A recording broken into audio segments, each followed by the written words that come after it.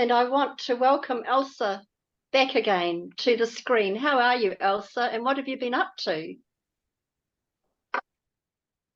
Oh, it's been a doozy 3 or 4 weeks, I have to say. But we're here. Yes. And we're all meeting, and things happen for a reason, and you learn from it, and it all falls into place. But sometimes at the time when things are happening, it doesn't feel so great. And I'm here to share that this does happen, but it's just it's actually magical. That's what it is. I'm just going to ask everyone, please, to turn off or turn on their mute button, except for Elsa, so we can both hear each other talking. I'd appreciate that. Thank you. So maybe if I just do a very quick bio, as we have done before for this amazing lady. Elsa and her husband, Richard, have between them 8 children. This family is all an awakened family and have come through for the second time into this realm to incarnate together to help raising consciousness with the awakening we're going through. Both Elsa and Richard are international fashion photographers and videographers, shooting celebrities, magazines, and advertising, behind-the-scene professionals for over 3 decades. The Dillons have had many moments to adjust to all this information. Tighter space for all the frequencies downloading is much harder on emotions, atoms, and body. We find sharing our ways is now assisting many with this process. They've had experiences from beings with messages, oversoul connections, and happenings with the paranormal. Over 600 beings to date they have related to and with, in many forms and multi-dimensional realms, which is mind-blowing to say the least. And they've been sharing since last Christmas, those who are ready to experience more. So welcome once again, Elsa. Would you like to elaborate a little bit on what you first started to share there, if you're able to? What's been going on for you? Well, we had our horses, 2 horses pass, and so I'm going to share with you. I'm going to go back one step. So I'm doing interviews, and as I'm doing these interviews, I'm prepared. It's like the essence of Elsa, or the oversoul, is preparing this body, or the ions, or my atoms, for what's about to happen. Now, this is happening live in audiences, and then something happens. And I did a little series of From Sun to Sun series. And I thought that was amazing, that series, because through a Trump message, I found out about my own son. And not only my son, but the person that was interviewing me, he found out about his mother in the interview live while we're doing it through a message that I received the night before from Trump.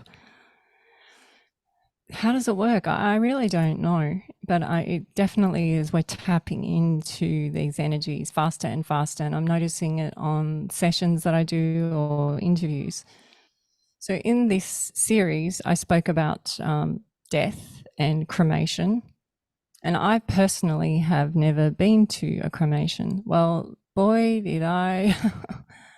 Well, we've never had a horse pass on us either. So this is, it's a big deal. They're huge. They're absolutely huge. I mean, one horse was 700 kilos of horse. So that's a lot of cremating. And you had 9 days to deal with that, didn't you? And That's a huge amount of it, time. yeah, it was one day a hospice with him, which I talked on about in another interview. So I didn't even know what hospice was. I think I've spoken about that a few times, that I thought hospice was literally like cinnamon. I thought it was a spice. So I kept having people say, "Oh, so you're doing hospice with your pets?" I'm going, "No, I'm not giving them any herbs or spices like that." So I learned about hospice.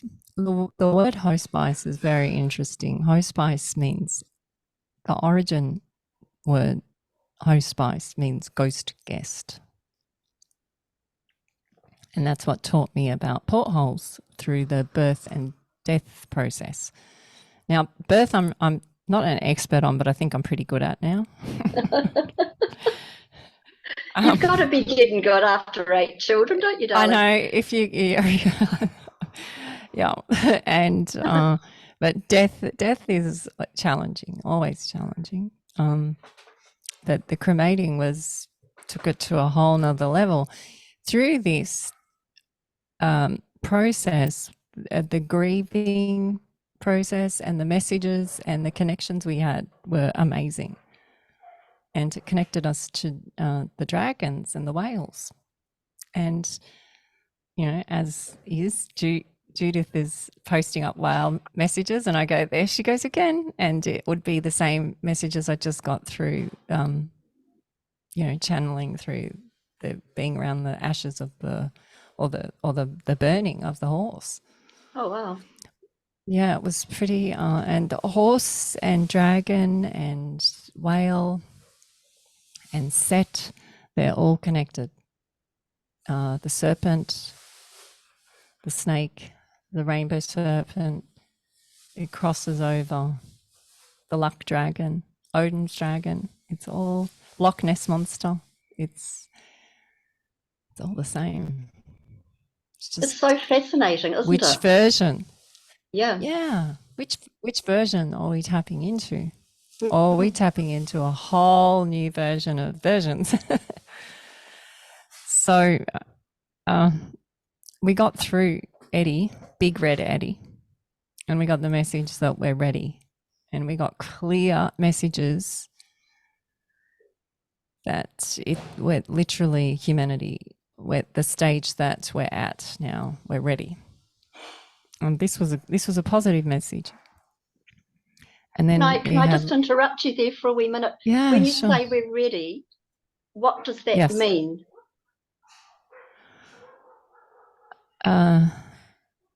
What are we ready for? We know what we're ready for, but what does that mean in the way you And are bringing it forward? ready for more information that we have. It's not that we're holding out on anyone. It's just that we've been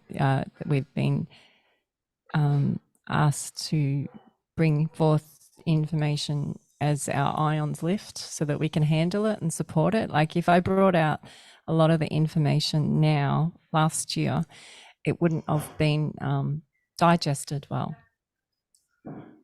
Gotcha. So yeah. Whereas from last year to now, the shifts have been huge, and everyone's confirming it by the way they feel, the way they talk, the way they behave. It's lovely. Yes. It's really exciting for me and the family.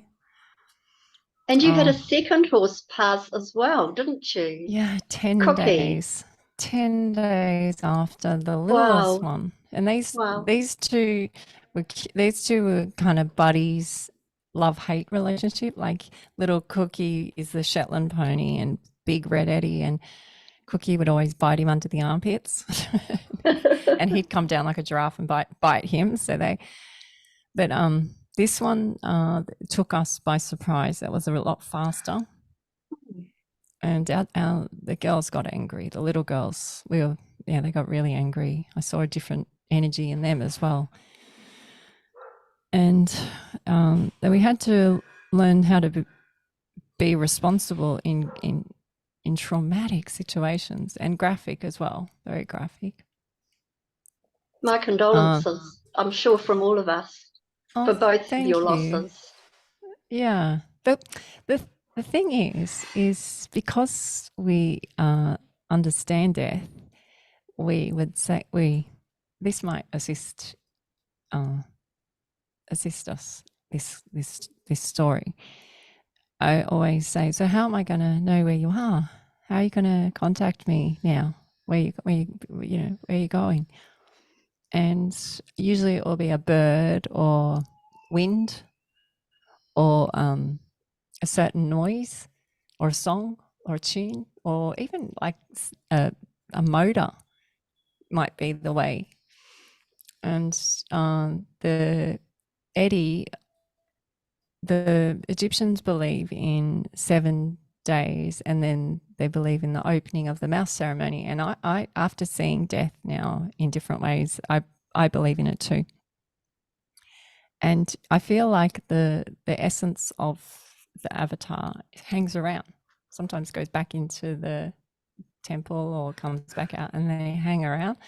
And we had one red swallow right above the power lines above Eddie. And on day 7, there was two.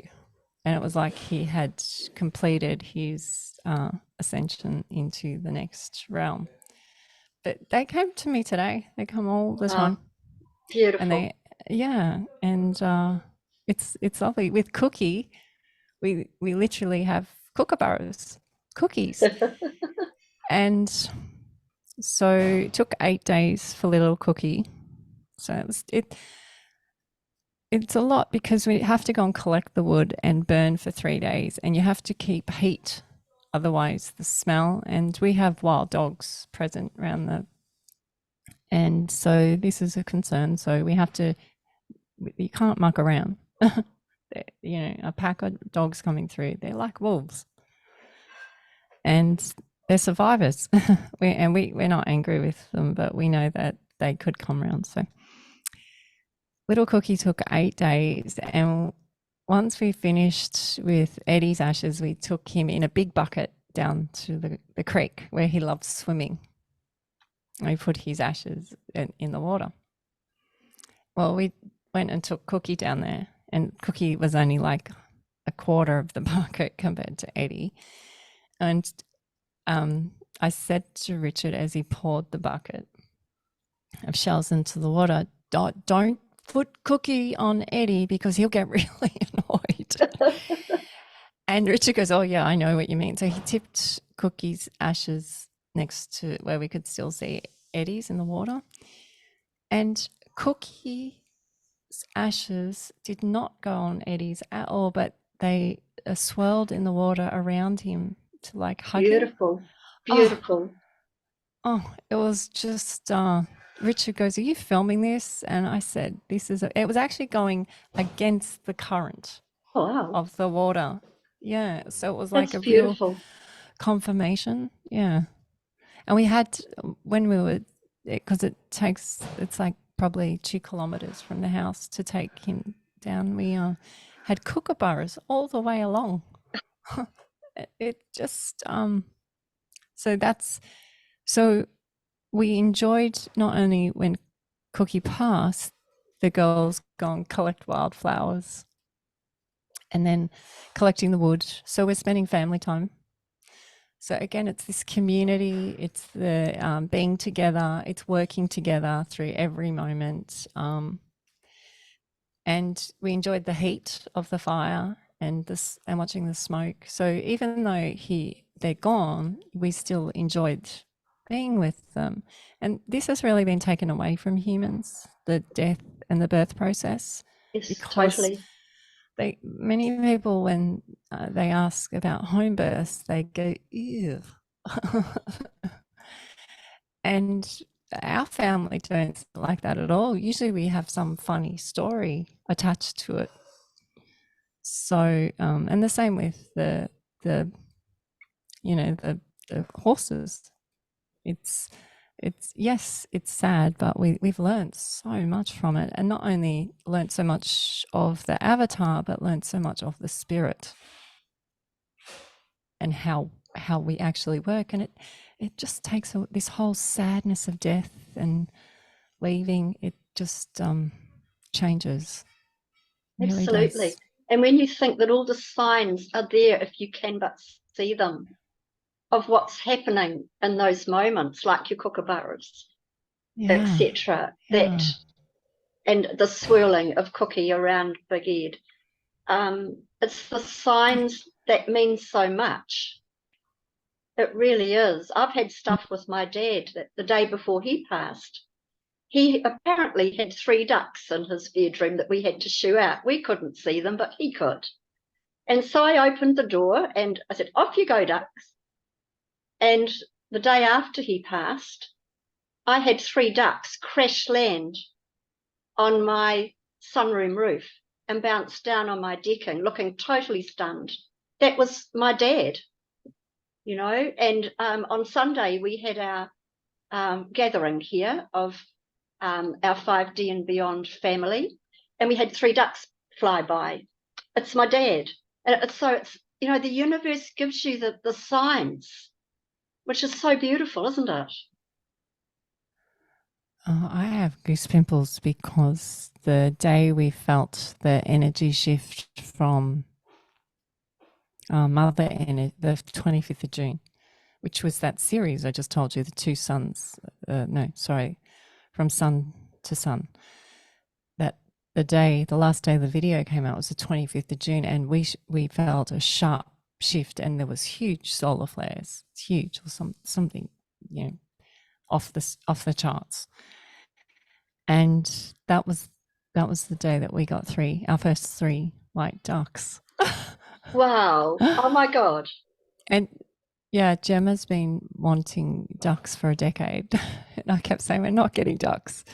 And 7 days prior, I was up in my first presentation, and Richard got the message he has to get his ducks in a line. And within a couple of minutes of him saying this to Ginger, they were on a bushwalk while I was in the presentation. A duck came around the corner and sat with them and had lunch. Wow. And Ginger said, "Wow, wait till we tell Mum this one." And then 7 days later, we get 3 ducks. Oh my God. So you're having that as well. Yeah, and it was about masculine energy. So I'm finding this story you've just shared amazing. The Yeah, because we've been synchronicities like, we have is crazy, but yeah, it's so beautiful. It really is. yeah, And I it thank you for is. that. I feel you are a catalyst for a lot of people, Elsa. You are such a catalyst.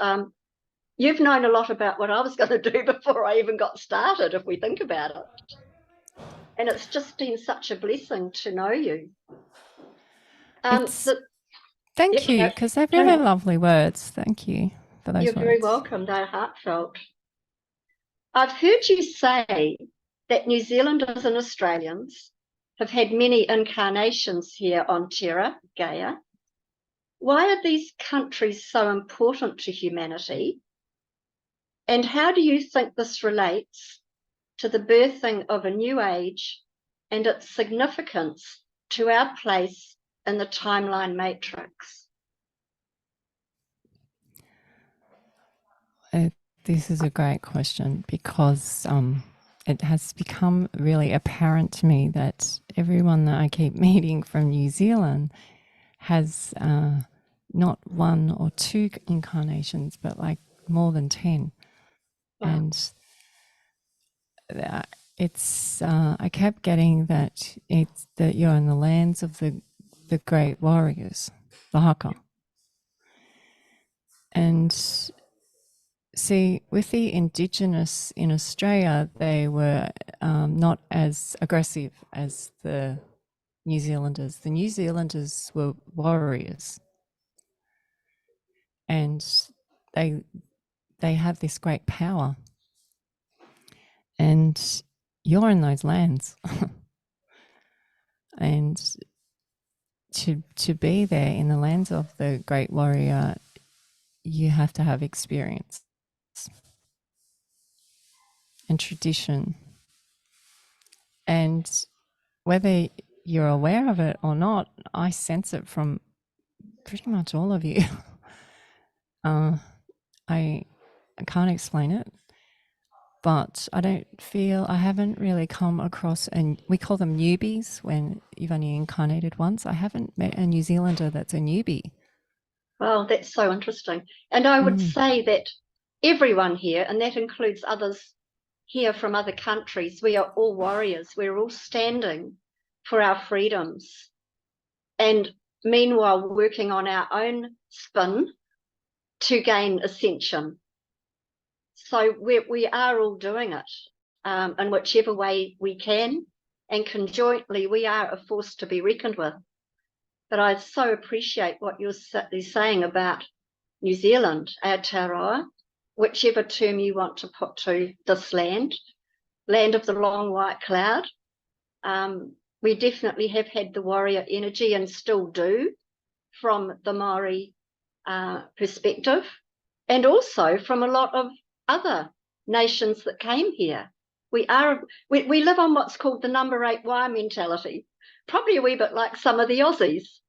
You know, we can put anything together with a piece of wire. Well, what I'm finding interesting is that the energy or the messages we've had is that they knew it was going to start here in this part of Gaia.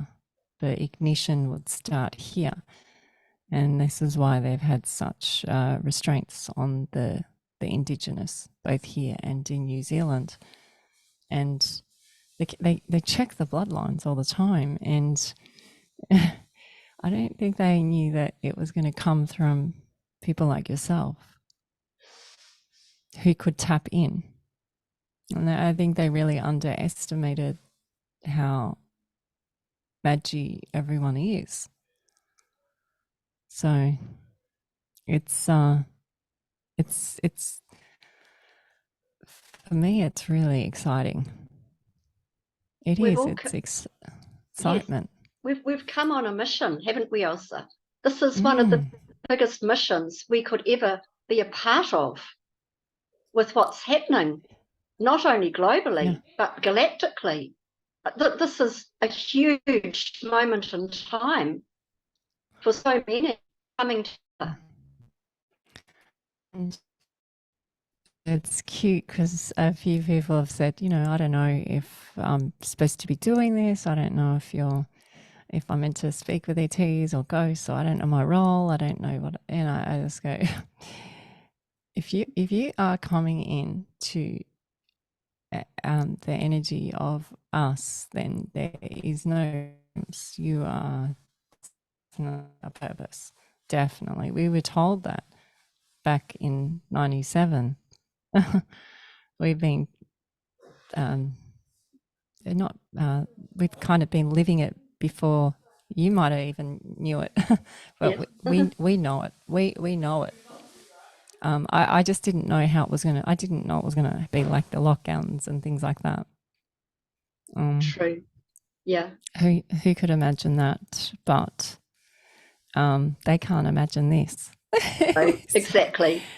So. And we're bigger than they are. And I think the beautiful thing is that the many that hold the light globally or around the world, whichever way you see this place, this realm, is exponentially more than those that don't, because of its power, the power of one, but then combined is more than the power of one of those of a lesser frequency, or those that don't see what's going on. Yeah, well, I have to say the frequency is, I really can feel it. Like there's I can feel the separation at the moment. I can really feel that when I go out, and so does the family. And I think that's probably more because they're physically becoming challenged from what's taken place. But, they can come back from this. They don't have to stay there. They can choose to shift that, and they have people like yourselves about to be ready. You're already ready, but just getting you now in the mindset of being ready, and this warrior energy, thanks to our 3 ducks. By the way, the kids have named the ducks Justin after the gentleman we got the ducks from, which is one of Jet's bosses, and Gabrielle and Giselle. Oh, lovely. And they're sitting on duckling eggs at the moment. Oh, wow. So we're just like, any day now. Oh my goodness. Have ducklings. Oh my goodness. So yeah, but sorry, I have to bring the real part, because of course this is really going on. Like, my kids have raced home from shopping to cook dinner so that they could be quiet so we could do this Zoom. Oh, bless them. Please. I'm just wanting to let you know that we're real people. Like, this is real. They're all out there being quiet, and in their household that's huge. And I just, because they respect what's going on. Please thank them very, very much, all of them. That's such a beautiful gift to give us with 8 children. That's a mean feat in itself. Thank you. Especially around dinner time. So cool. So, but these are young kids, right? Yeah. And they care. They haven't met you, but they know, and they care. And they know what's going on out there. And they go, well, it's, Jet always comes up to me and says, Mum, have you seen all this military action? Have you seen it? And I said, yeah, well, we were told this was going to happen. So, it's okay. We will, what's going on in Asia and Hawaii, I was warned about. But yeah, I can't stop it. What do you do? I tell people and put people into fear? No, you can't. This has to play out the way it's supposed to awaken. And I'm here to allow. I'm not here to stop. But I am here to inspire and be the best that we can be. Yes. And I see that in all of you. Oh, you're such a sweetheart. And to have knowings, understandings, visions of what's happening before it does must be a double-edged sword a lot of the time, because a lot you'll go, yay, we can talk about that. This is great. And other things, obviously, you can't, because of the devastation it can cause. So I appreciate that. Well, sometimes it makes it bigger as well than what it really would be. Yes. You just brought something up, a double-edged sword. All swords double. Knife is one cut, yes. But a sword is a double edge, right? Yes. I've never thought of it until you said that. It's funny because you hear words all the time, right? Yes. I always think of Archangel Michael with the sword of truth, cutting away the CRAP, cutting away what no longer serves, which is so fantastic. We all have a double-edged sword within us, really, that we can use. Well, sword is your spoken word. Yes, word. Sword, yes. Sword. The word sword is to share. That's what it is. It's to share. The pen is mightier than the sword, hey? Yeah. Another old saying. Yeah. Can you please, thank you for that. That's so cool. Can you please explain the second and third spin cycle of 2023, the understanding of Mars retrograding, and the assisting of these spins into 2024? Okay, so Duck Day, D-Day, the 25th, we had Odin energy come through. Now, I don't know why a Norse god came through, but they seem to bring through these deities, whether they're Egyptian, Celts, Hopi, they bring through these gods to explain to our family what the energy is coming through. Now, this energy then correlates with what's happening galactically with craft for us, and also with environmental things as well, and also then in our day-to-day and on Zooms and interviews. So it's the confirmation doesn't just come from one spot. So it Are comes you in saying we've all gone angles. galactic, Elsa? Have we gone galactic? Oh yeah, that's what this is. This is when we say ready. This is ready. So Judith, I meet Judith, and Judith, in my Zoom with Judith, had white roses behind her, and I just felt like she was a gift when I was speaking to her. And then through the session, this fleet come over, this fleet craft. So it's not, it's so the way they move is, I'm sorry if I'm repeating myself for some of you, but one would come through, then another one comes through, and then another one comes through, and there's so many. But the last, we've had them come through from meeting Judith to now 4 times. We videoed them twice, I think we got them. But I realized that this fleet is actually Odin's fleet. He was warning us that the fleet are coming, and get ready. Get ready for the fleet. And now I know what the fleet is. It's those 100 asteroids. Oh, So can you talk about that? I haven't heard about that. We had asteroids and meteorites go past since there's still some going past. We saw some last night, but they peaked on, I think it was the 16th or 17th or 22nd. I can't remember. Sorry, I'm lost on dates, but I know that it's coming to the end now. So in the beginning of the year, we had one comet go past and it rattled everyone. So when a comet goes past, its hydrogen ions on it speak to ours and everything on the planet, and it upgrades us because it's intelligence. And it's intelligence that has never been felt before, not in these temples and not in this version of us. Well, we've just had like 100 go through. And I have to say, around the world, people's symptoms, ascension symptoms at the moment, I'm not, if you haven't heard that, it's a very interesting ascension symptoms. It's been a lot of mucus, which is what killed our horses. Basically, they stopped breathing because they couldn't breathe, which is not normal for horses in the slightest. And I nearly got taken out. I had a coughing attack as well, and I just went, is this it? Just couldn't breathe. It just gets stuck here, and it feels like glue. It's a lot of it was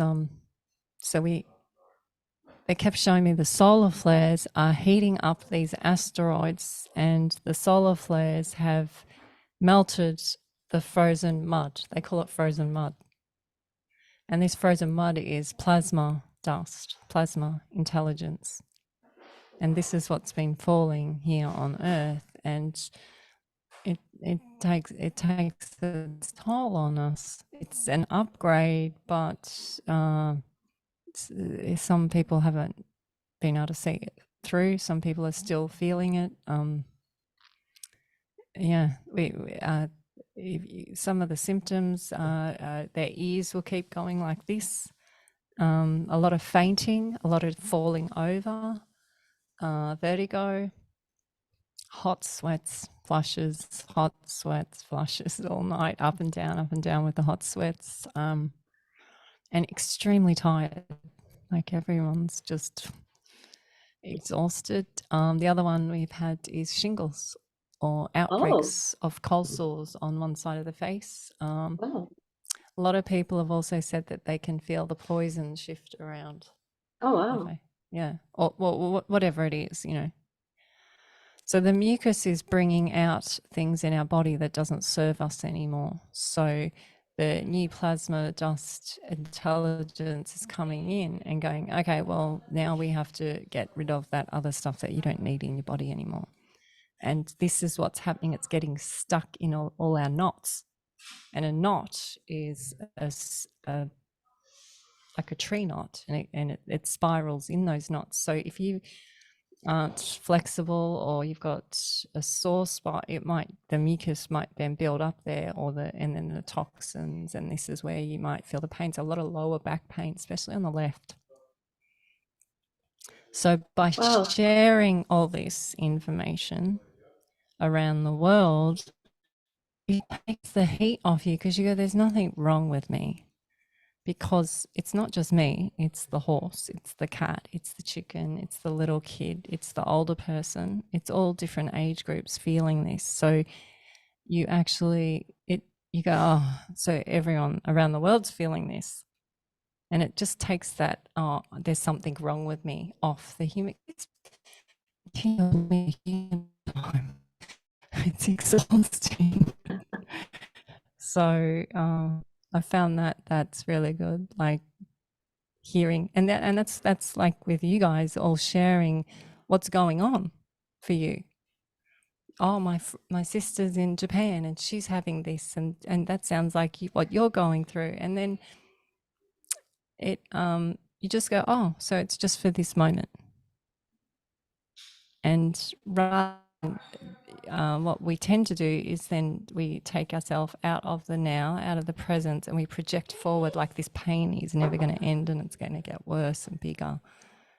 And then we really do start to cause illness in our bodies. So by sharing, important. Sorry, carry on. Yeah, well, so by sharing, it stops this present process, and it brings you into your now, and you go, that's right, I'm here in New Zealand. I'm in the haka land. My body will be able to handle this. I've just got to give it some space and be kind to it. Just allow space for this cycle to, and a lot of people, like I think Dr. Joe Dispenza, he talks about, he actually enjoys getting to this illness phase because this is where he does his deep channeling. Wow. Yeah. So. And it's so important to detox and keep clean as much as we can within the body, so that we're able to hold more frequency going through these shifts. Yeah. And going through to 2024 with these spins. Oh, okay. So, sorry, I get sidetracked. That's all right. Richard brought me in some chocolate, so I was kind of Great. eyeing it off. You have some. So we've got Odin energy coming through, and he is bringing through this dragon of next year. And I didn't realize, but we are going into a wood dragon next year in the Chinese. It's also the luck dragon. Oh. And then I was in an interview and they brought up the swastika symbol. And I realized this is not what it is. It's drag ions. So the compass ones are dragging the ions of the others. And this is what I have talked about before, is the ones that are on default, they will naturally just come with us. That's why no one's going to get left behind. It's just they will come through at their speed. But the compass ones, the ones that understand their place of entry, they understand their haka, their warrior, their sword, they will just, by them being who they are and knowing who they are, will just drag them through. And so that this masculine Odin energy is coming through. And the reason it has rattled us is because a lot of the things they're doing in the environment has been to attack the masculine in us. And they've done it with TV. They've done that very well with TV, but they've really done it with a lot of the fallout as well. And they're saying it's time now. Remember the masculine, because masculine in female and male in me, and masculine and female in my husband. And they're asking this warrior energy to come through in us. And this warrior energy will help bring the power of the dragon on. And Well, that's what this... that's fascinating. So this cycle, so we're heading into the Mercury retrograde, and the 22nd, which was yesterday, was two suns. I hope I don't lose you guys here, because I get complicated. So we have so we had the 7-7 portholes. I heard a lot of people talk about that. 7-7 porthole was being. So you have see and act. And most of us, including myself, when I was unawakened, I was just in act mode all the time. Act. Go to work, buy a house, pay the loans, feed the kids. So then you become a witness. So you see. So it's a see act. There's the doubling up of the meanings is deliberate too. So we have see act. So now we're in see act in the 7-7-7 phase. Then we just had a bit of time to get used to it, and then yesterday happened, which is where the rise sun. So you have sun, which is the father, and you have the rising sun, which is dawn, which is the sun, the young. So father and son. The rising sun goes, he's the little king, goes down, and you can't see him for a while until the equinox. So now you have all these avatars or temples or beings only seeing without acting. They're not getting the action now. And this is what they're used to. And so a lot of self-reflection will be coming up, and a lot of acting out will be happening within yourselves, with partners, with pets, and definitely with the ones that are running on default programs. This will freak them out because it's never been at this level before. And this is a great time for all the RE words. So Mercury retrograde: rest, replace, redo, recycle, anything with RE in it, go for it, because that's going to be great. It's not such a great time to start anything new. Let's just work through everything. Just rest even. Because when this one comes back, we go into the third spin of this year. And I'm excited. It's going to be like a slingshot. So enjoy the rest if you're aware of it, and you can. Because when this Mercury retrograde ends and it comes into the third spin, it's got to get ready for the dragon. And a lot of information they talk of these days from now to the equinox. A lot of them call them dark days. I'm actually looking forward to a little bit of rest. So personally, can you please explain the coming of the dragons? I'm trying to assimilate your wisdom with the two suns, and then waiting for the coming of the dragons. Can you explain what that means, please? It's you. Oh, it's all of us. It's the compass ones, the drag ions. It's us. It's thank you. It's the It's the breath of us. Oh, wow. It's the breath of the sun through us. And this drag ions is literally our ions through us knowing our true center, our path will assist the others. Oh, wow. Now, why I didn't know, I I see never that when thought you of said it? drag. Well, I never saw dragon like this before. Wow. But this is what, so it's not, uh, yeah, they, it's amazing. And, you know, yeah, I go, it can't be a dragon. Like this is, you know, my brain, how can it be a dragon? And if I question it, let me tell you, they put out a big, Yeah.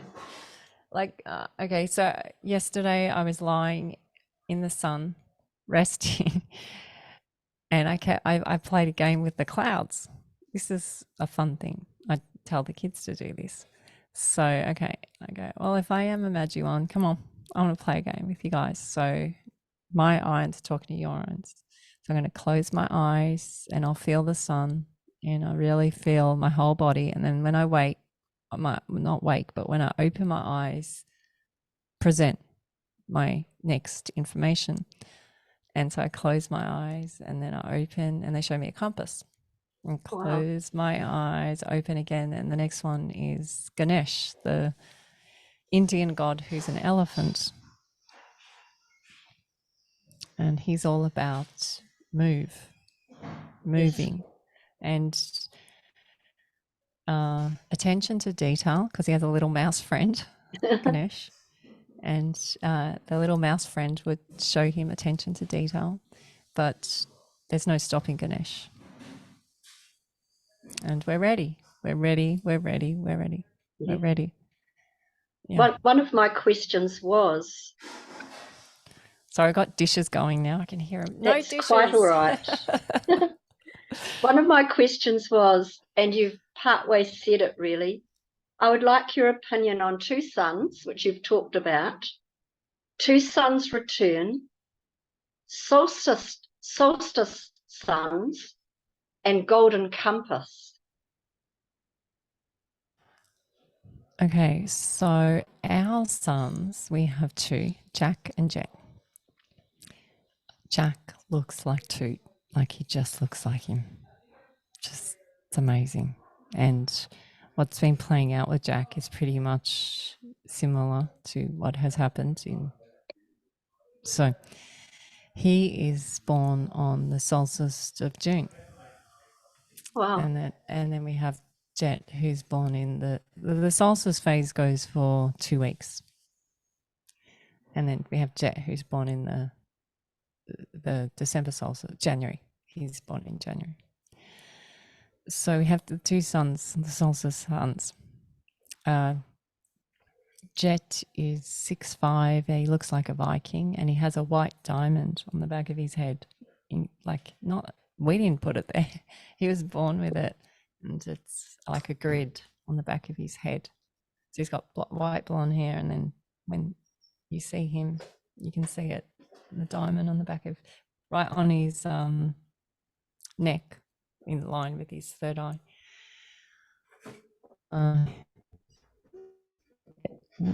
With this, so we were told he was always the sun behind the sun, and Neff helped him through for me in a ceremony where they brought him out, and then in the news.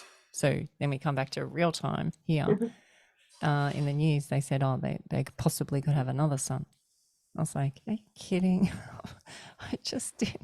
The kids are like, "Yeah, come on, why are you questioning it now, Mum?" This happened back in I can't remember the date, 2013 or something. It's You're ahead of the game. Well, we were, but we didn't know that this was going to be, like, I didn't know I'd be doing this with you guys. Like, I always thought it was going to just stay personal for the family. But here we are. Here we are, darling. And some people had other ideas, didn't they? Yeah. They got you moving. Yeah. Yeah. So we got this is what's come through as my ions become ready to handle the information. So you have the rise and the set. Now, these words, right? Set is a big name, the father. It's also the first. Set is also the first set of beings, which are the whales. So you have the rise and the set, and then you have the mothership, who's the void, who's the black, who's the tar, who's the frozen mud in between. So she's the space for the seed to create through the sun all day and also in the night. And that's how I understand it at the moment, to this day. They give me like I always get this laughing feeling where it's like it's a need to know basis. as you ascend, you'll need to know more, and they bring it for more in depth. So And this golden is compass, is that our compass move forward? Is it? so. Yep. So What do you think about that? well, the golden compass and the Mayan calendar and a few other calendars, not just this one, is they said you keep looking at it through your human eyes, which I think is kind of cute. I go, well, what do you mean? Like that's who? And then they show me, and they make it like a sphere. And so, if you can imagine the golden compass like an onion, and all the layers, and a lot of people nations of Gaia, and there are many Gaias or rings. That's kind of what the golden compass is. And people say, well, how can Neff and Akem be running parallel to us because their history? Well, that's what we've been told. They are running at the same time. We're all actually running at the same time, which is very tricky for us to work out. And this golden compass is so an onion spinning, and then you have all the layers spinning in their orbits. And what's happening is where myself and you guys are all tapping in. So the compass goes click, click, click, click, click. And it's creating alignments. And wow, alignments, that's beautiful. Alignments, which is the other word that I up until a few weeks ago, I always thought it was a lion memento. Now they've shown me that it's so lion is L, which is being. It's being ions. So it's being ions connecting. That's what in a line. That's what we're doing. Wow. And I don't know what happens with this connecting with the alignments, but it's triggering the sun, and it's calling in others, because I don't even think they knew it was going to happen like this. No, probably not. This is the first time this has ever happened in this way, ever. I feel like they would have had feelings, but they're very interested in us. We're very unpredictable. Yeah. We are here on Gaia. We're very unpredictable. Yeah. And how quickly we can change is one thing they have not. They can never predict that. That's why it's very hard with dates. I think they do dates more to entertain us than anything. It's really interesting, Elsa, because you are talking about some of the things I've asked questions on, but you're talking about them before I've asked them. So isn't that amazing? Because this is where I find you're a catalyst for what happens, because you are on track, even with what I have written down here as a question. So one of the questions I have, which you touched on, is, can you help us to understand the meaning of realms? what they are, and their reality. The core word, real M. And can you talk about realm traveling? So they won't. So they don't show you anything until you're ready, accept mode. That's why I always say, if you can acknowledge and then start getting into this action of, this is why the ancients would do offerings and gifts, and I mean they did take the whole sacrifice thing. They did that as well. So, but there's all sides of it, right? But the offering and acknowledgement and prayer and repetition and practice daily. It's not just good to do it on that day. You got to do it all the time. This continual practicing, being as like your own personal own religion that suits you. It gets you in this mindset of allowing, and it's a way for other beings to see your frequency, and then they come in and they share with you. But if you're not these two, the experiences can be, if just say it's this, like all of us, we have, where I go on default as well, where I go, and usually when I'm on default, I'm definitely not witnessing myself. Like definitely, when I lose it, I hear myself lose it, and I go, I've lost it. But, oh, who did I lose? Oh, this one. I lost this guy over here. So, if this is going like this all the time, all over the shop, and you have lack of, you're not practicing with it, if something does come through, it might be interpreted the wrong way, and then you're watching scary movies, playing killing games, toxins in the body. It can come through scary, and that might be deliberate to wake them up as well. You go, we've had some scary ones come through, but once we understand them or understand their frequency, it's always positive.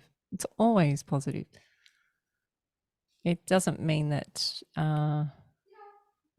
like the death, it's not something we wished for, but the experience and how we evolve through it is amazing.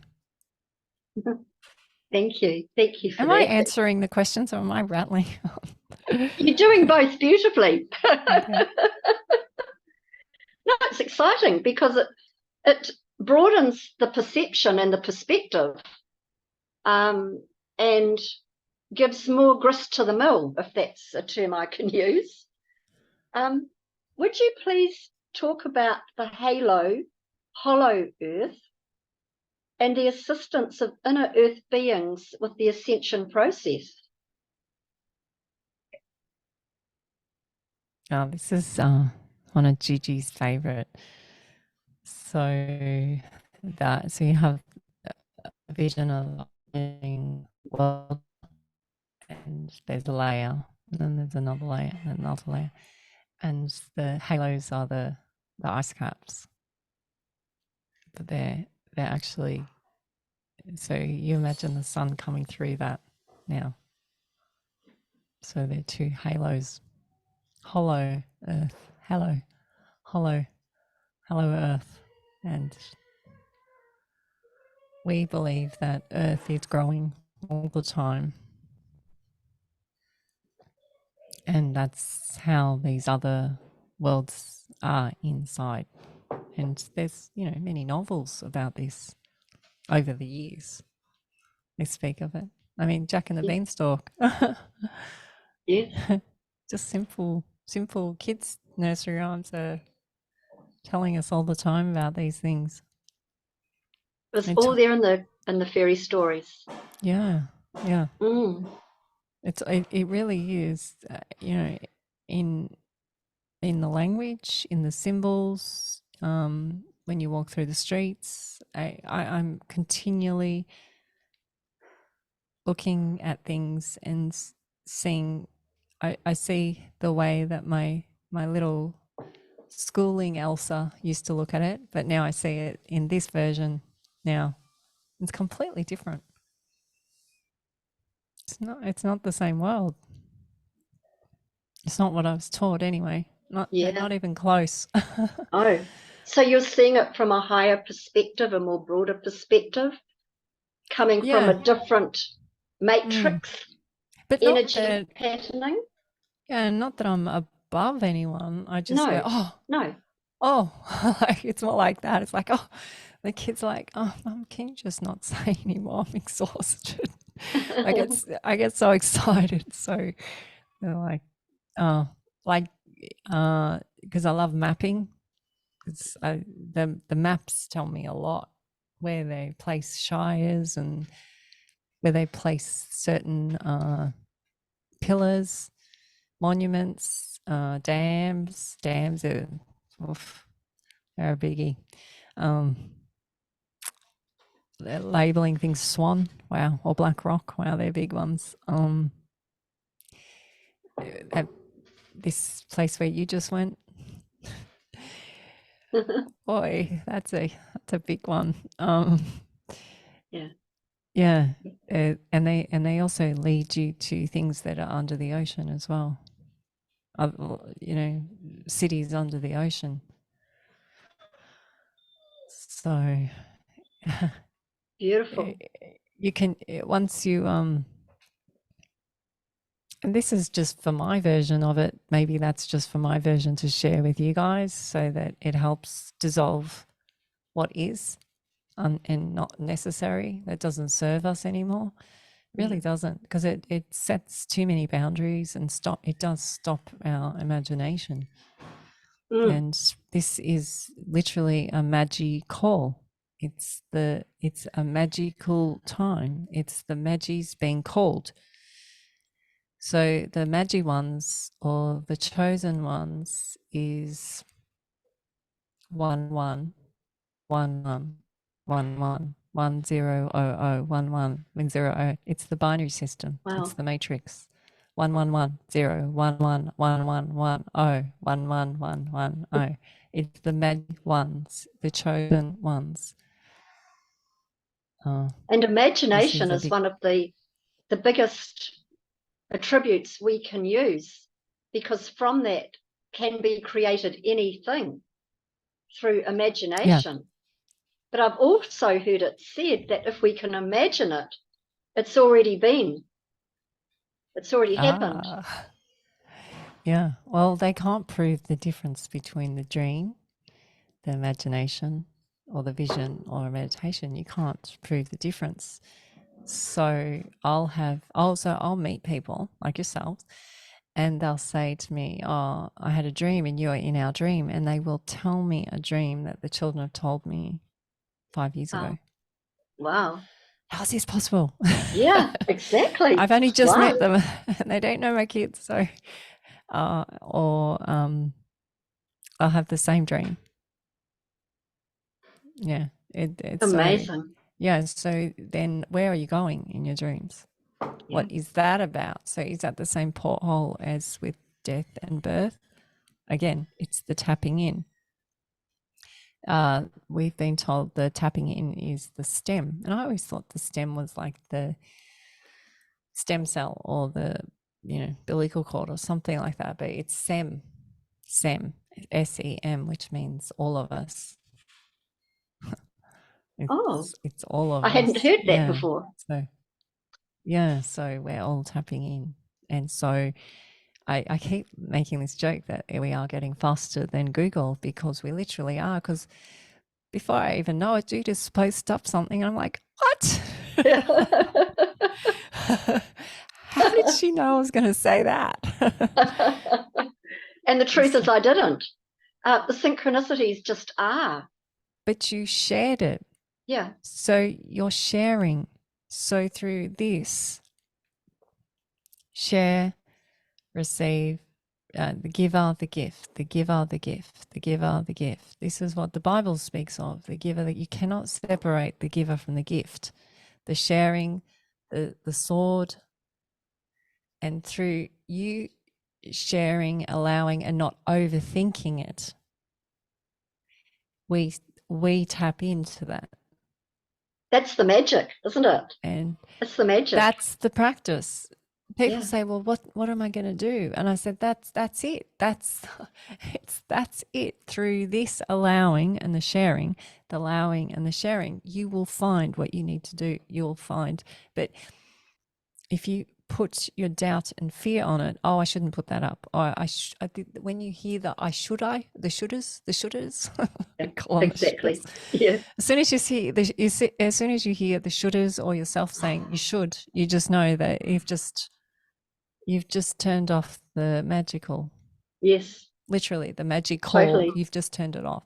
Totally. Yeah. We can't do that.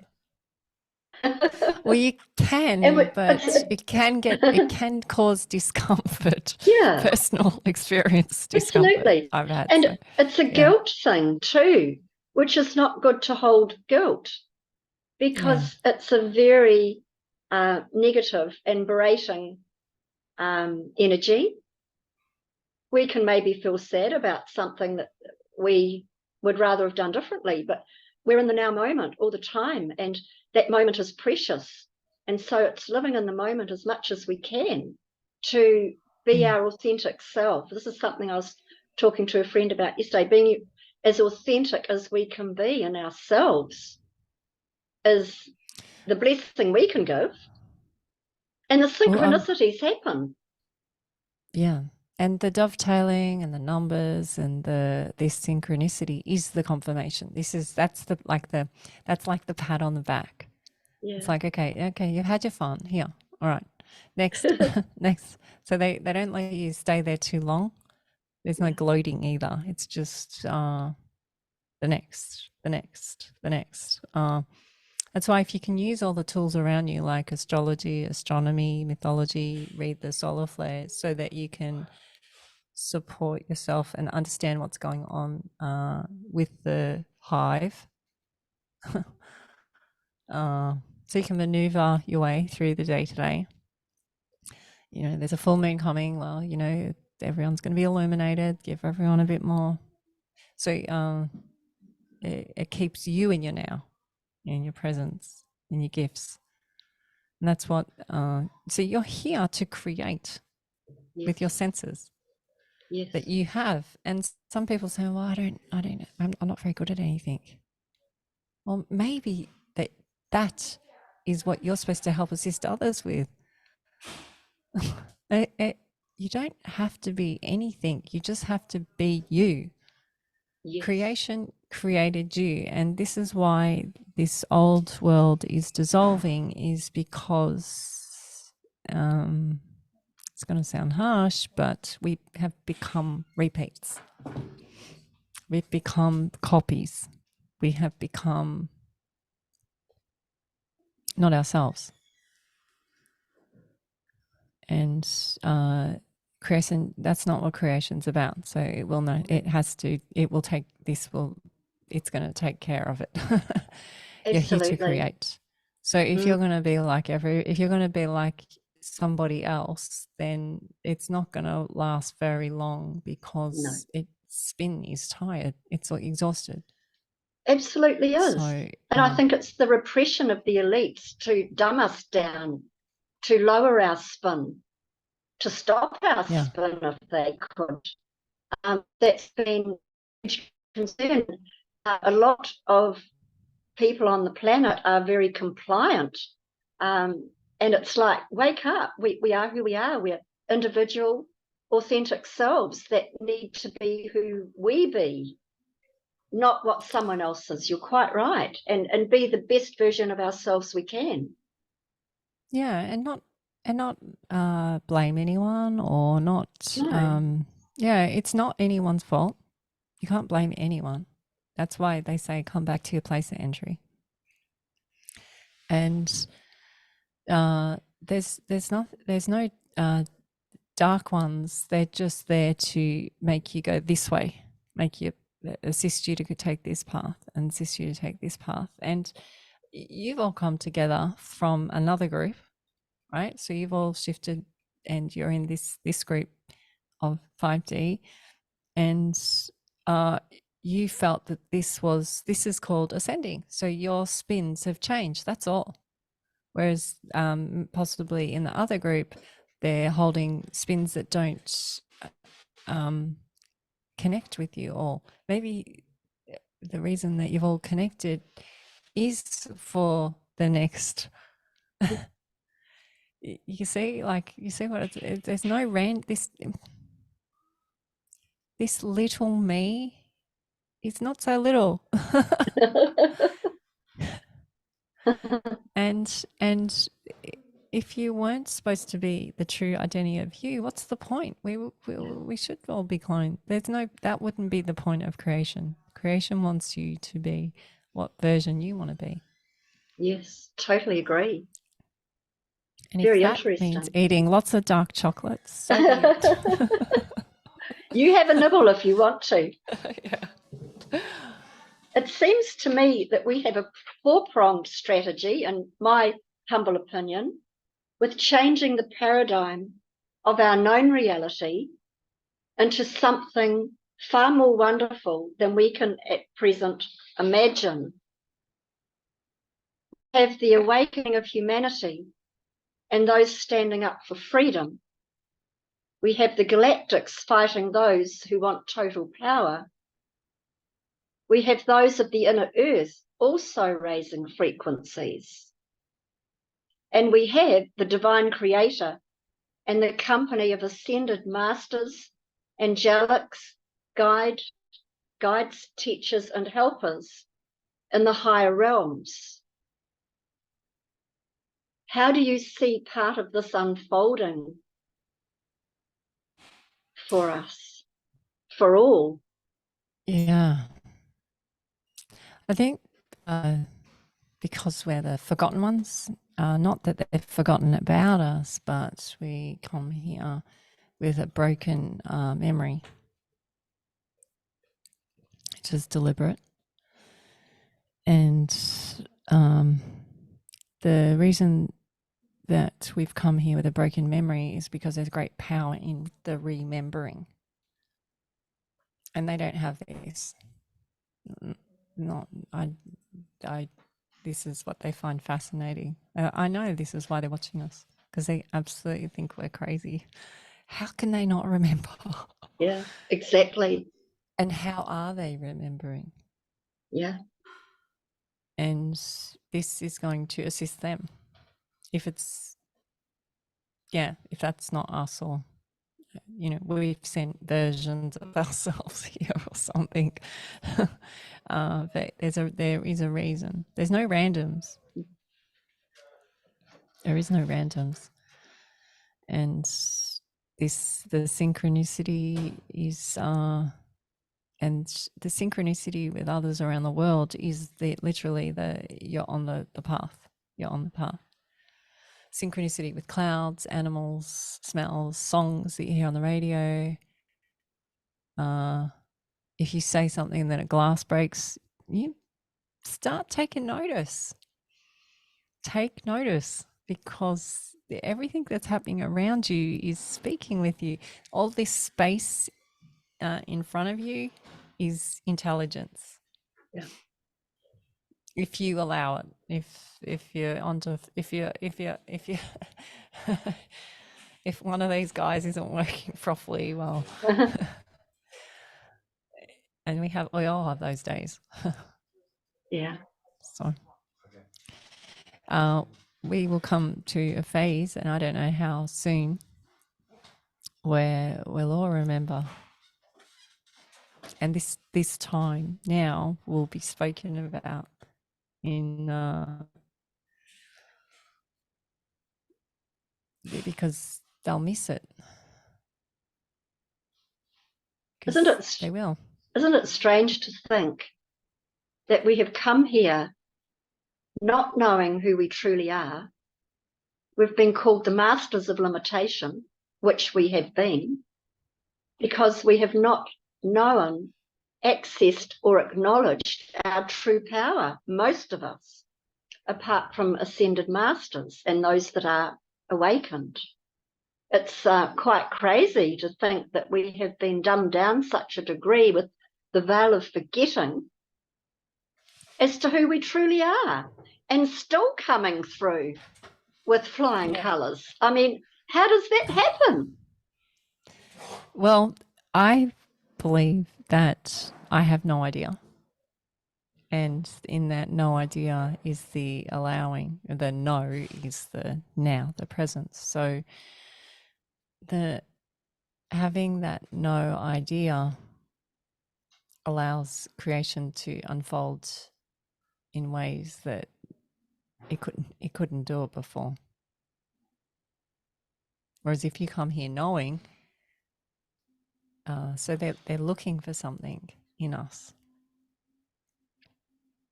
and I think that's amazing. They're looking for something in us through this imagination, because there is no boundary on it. Because they've sent us here as clean slates, and gone, all right. So okay, well, we've been in matrix mode for quite some time, where they've been tricking us. They've tried that one on us. But now we're all tapping in really quickly. I mean, seriously, the last year I've seen huge changes in people. I mean, there's ETs on the news. I know, finally. Finally. Yeah. Mm. So now, it's the next phase. Yeah, So absolutely. you'll have a lot of them in the woohoos, the woohoo, wow, wow, wow. But you guys won't be like that. No. You'll be like, no, we're getting on with this, we're getting on with that, we're doing this, we're healing, we're doing this for ourselves. Yeah. And there's actually the reason that you might feel like you're not moving is because we are at the compass point. So at the compass point, you could go any direction, but you don't feel like you're moving. But you're in practice. If you're in practice, whatever makes you feel good, it will just happen. It will just arise in you. It will arise in you, because you need this. And needing is surrendering to your knees, surrendering to it's not this, it's these wanting is the shift. And you'll feel it in people. They continually, those people that continually want, they've got a few shifts to go through. Yeah, absolutely. They have to understand need, not want. Yes. Which I love, because Nanny McPhee says it. When you need me, I'll be here. But when you want me, I go. Exactly. It's like, yeah. That's us. That's what will happen. Yes. And this is what the god before Odin came through. She was Siva, and she was. She said, "Don't worry about wealth." Being a Magi one, because Magi ones can create fear and doubt very easily, as well as create creation. Don't worry about fear and doubt, because you're so magical. You're able to create. You'll be able to create what you need. And you go, that's ridiculous. How's that going to happen? What? I don't know how it happens, but it does. It really does. It starts to unfold with the allowing. Yeah. And the gifting. If you're gifting something. Yeah. And I mean, Judith is perfect example of this. But if don't know about that. if you place that, you can't place this square filter over something that's growing, because there's corners and sharp edges and it just doesn't fit. So you have to let that go. Yeah. That means you can't support it either. So if Mm. you're continually supporting the old way and just even talking about it sometimes is giving it too much energy. I'm sure you all feel it. I always say to Richard, have you looked at the news? And he went, no. Why? I go, yeah, you're right. It'll be the same as what it was 6 months ago. And they do the classics. They go from shark. They always do a shark attack, and then they go to a war, and then it's a hurricane. Like, it's just, Yeah. it must be, yeah. It's all fear mongering. It has been for a very long time. Mm. One of the things I loved about being on holiday was I didn't look at my laptop for the whole time I was away. I just enjoyed and was in the moment in this paradise where everyone was so happy. Nothing was a problem. And it was beautiful. Blue skies, greeny blue, clear oceans, no chemtrails, golden sands. With my family, went with my family, and it was beautiful. It was so, so lovely. Yeah. Well, we're getting there. We are getting there. And We I'm are thinking getting there. life should be like this, you know? Life Mm. should be like this. So Yeah, we are getting there. we are getting there. And Yes. and the this was this is the water rabbit year, which was it was going to be fast water. and now we're going into, and it was a lot to do with hope this year. Now we're going into luck. Brilliant. And it's, these words are not how we imagine them to be. They're different. They have a different feeling behind them. And I'm seeing new ways of teaching children through people, new ways of Beautiful. healing, new ways of communicating with each other, new ways of people making music, to new ways of dancing. Like, I'm seeing new ways unfolding in people like yourselves. I'm seeing new forms of healing practices and technology, and I learned this through a lot of you.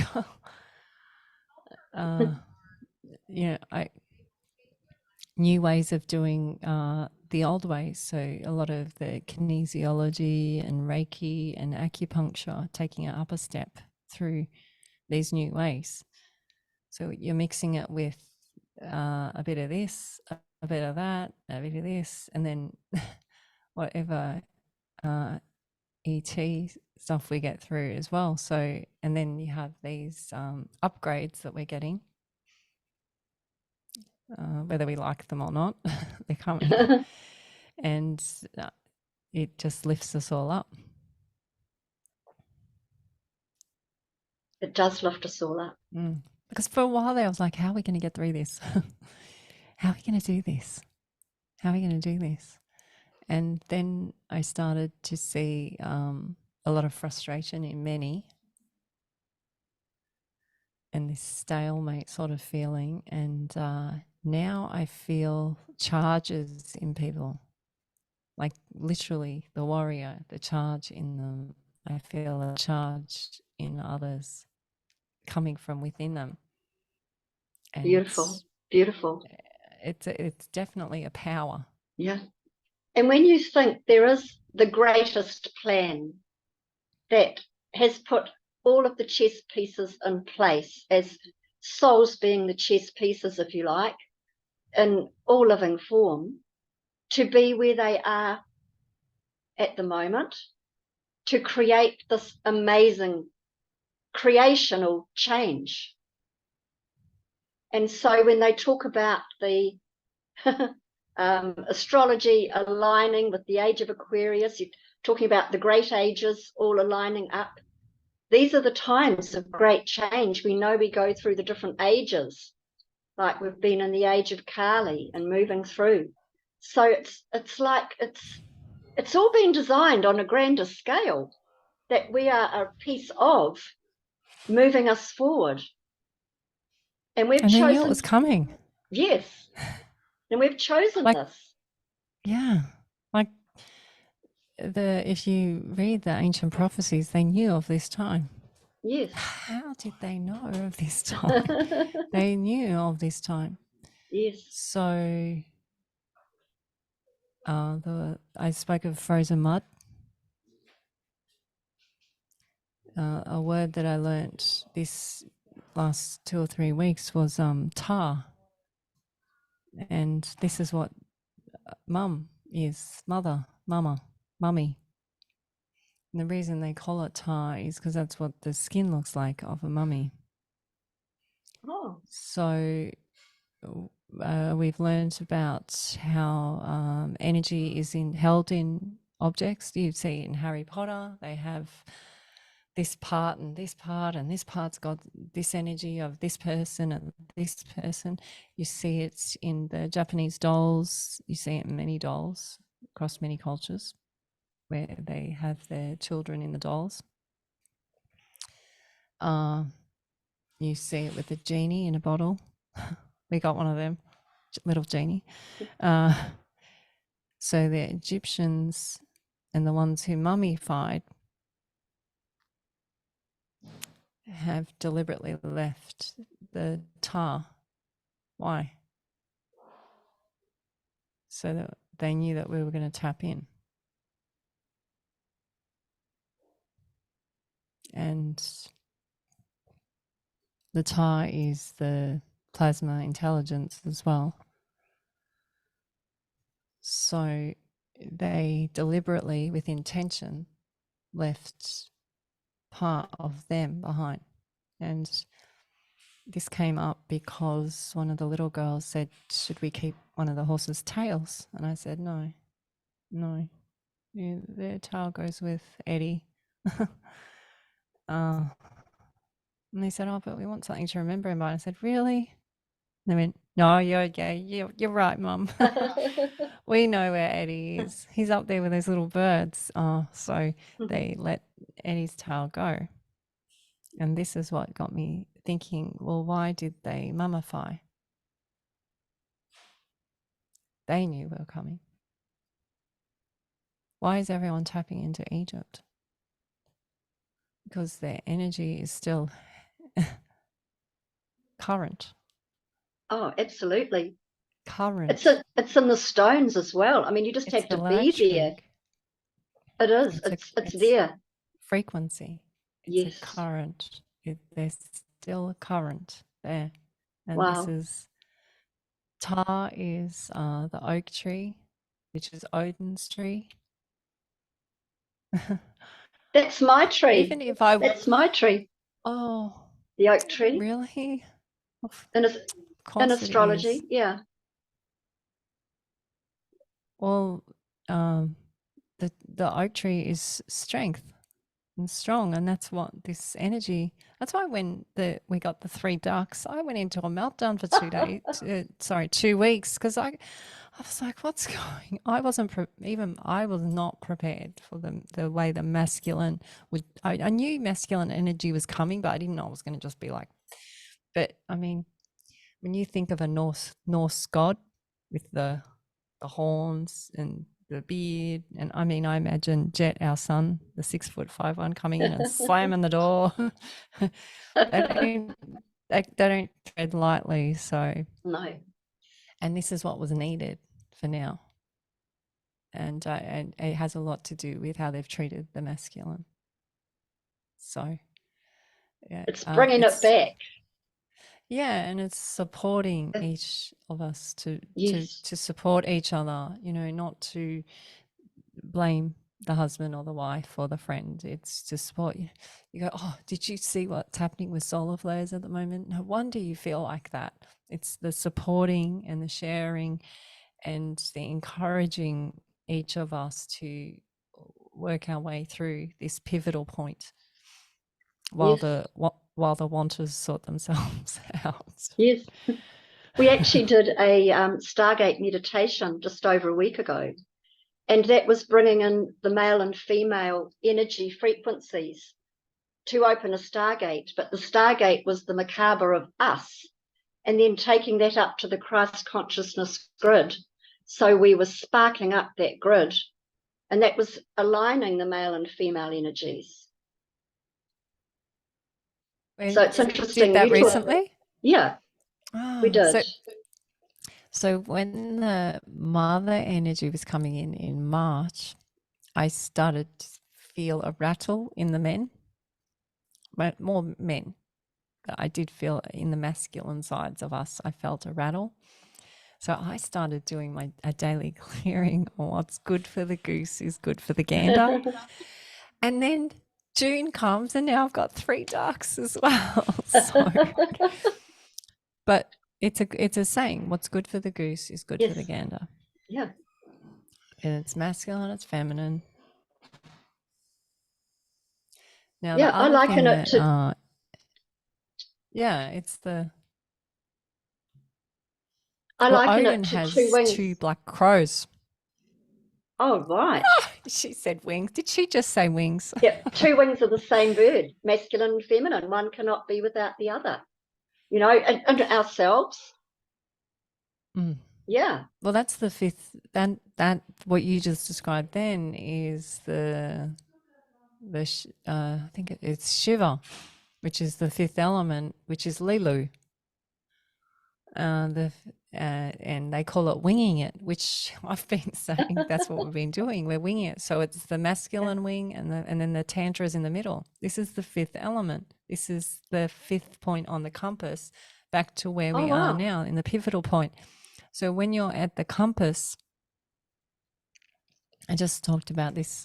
I'm sorry if I repeat.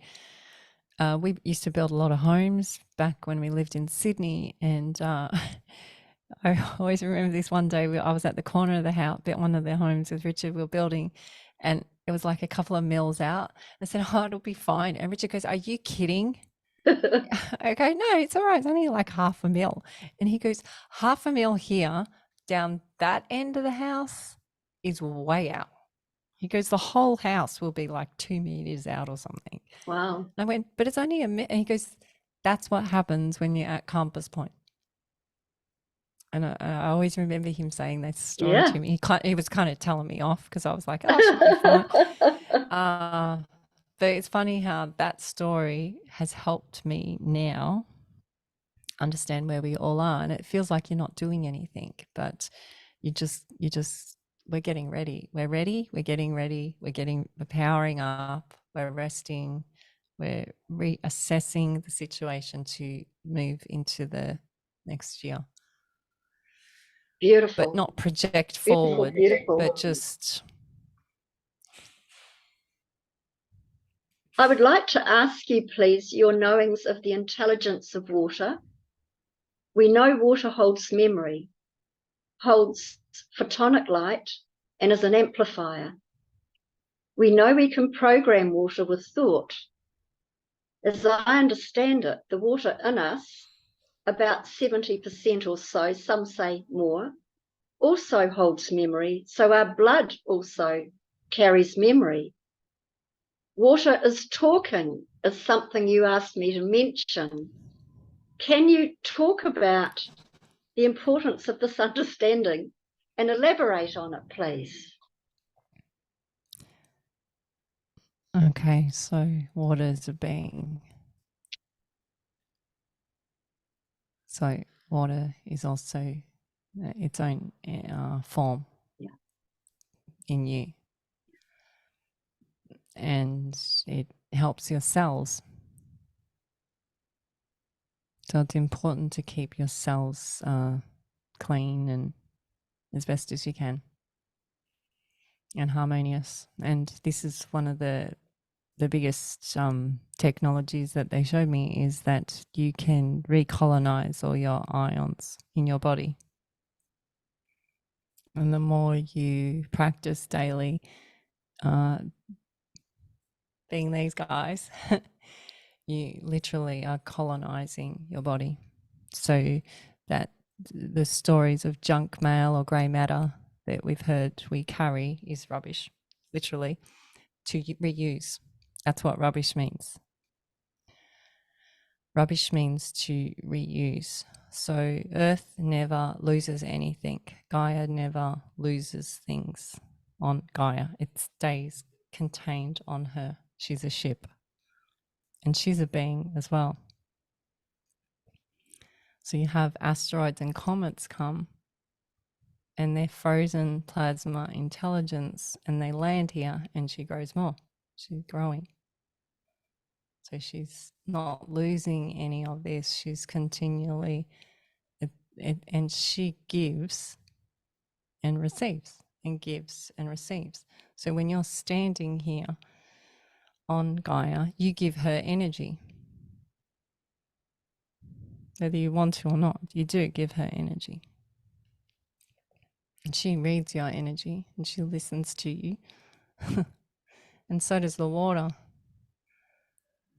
So then you can start drawing it in.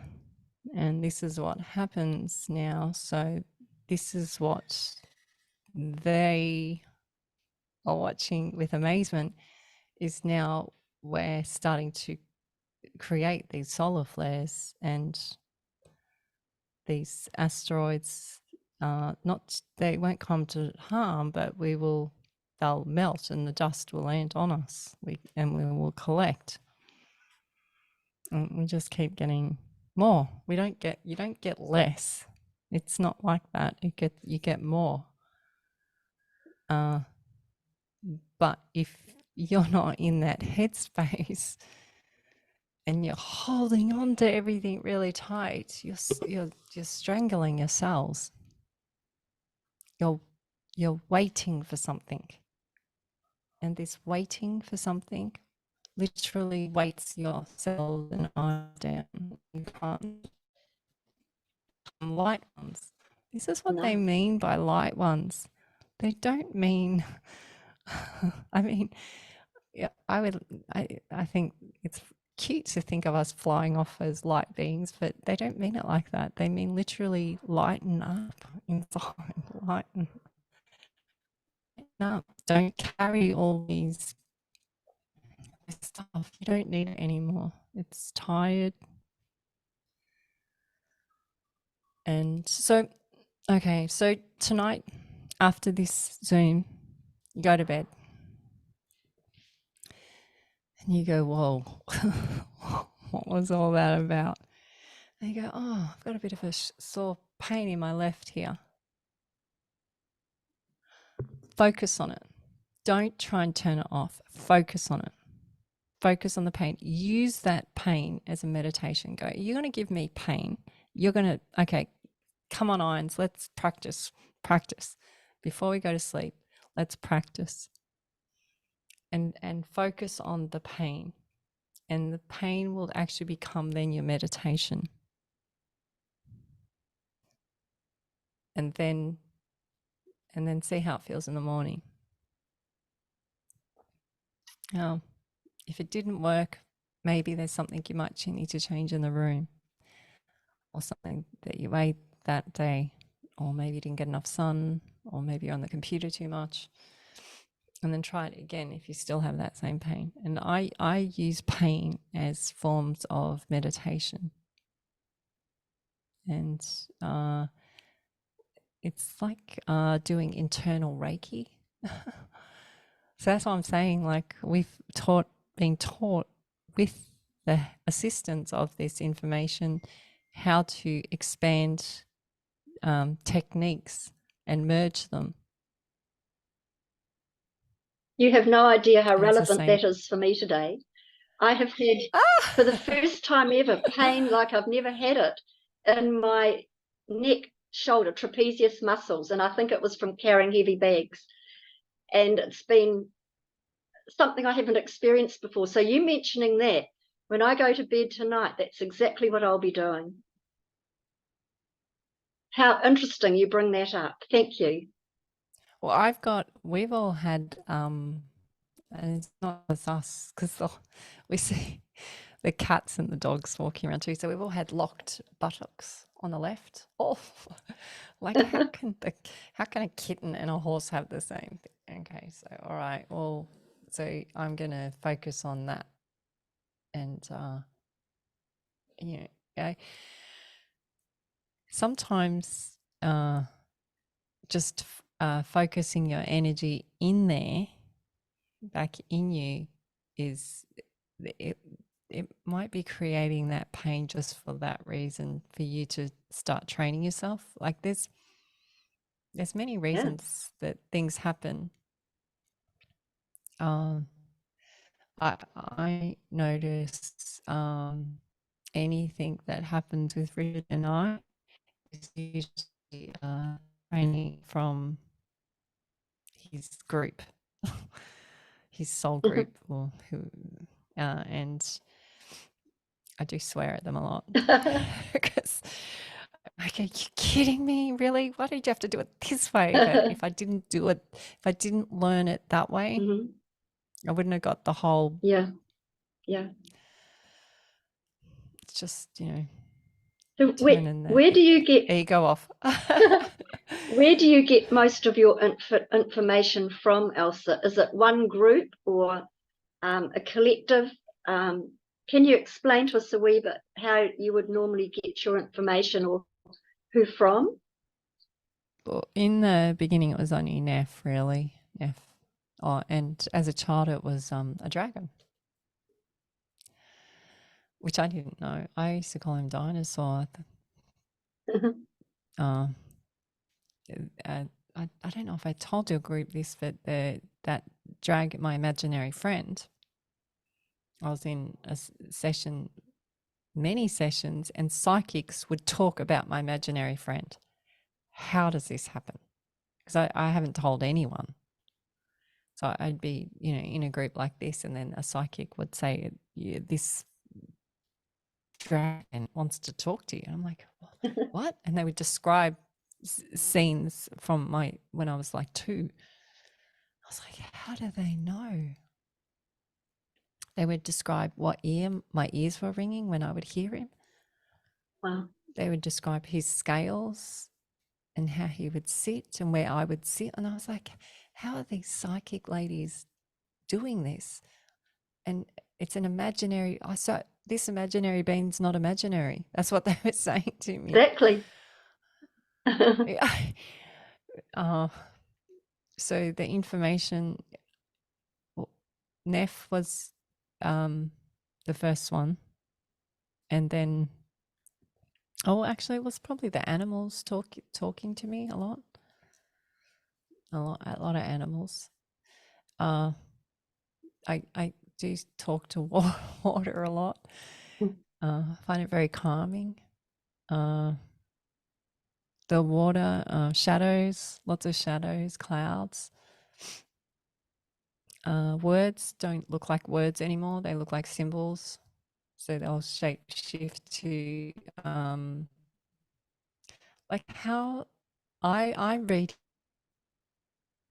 here. I don't understand Egyptology, but they show me to read it in their way, not in how we've been taught. Without trying to stand on anyone's toes, that they show me things differently than how we've interpreted them in our human form now.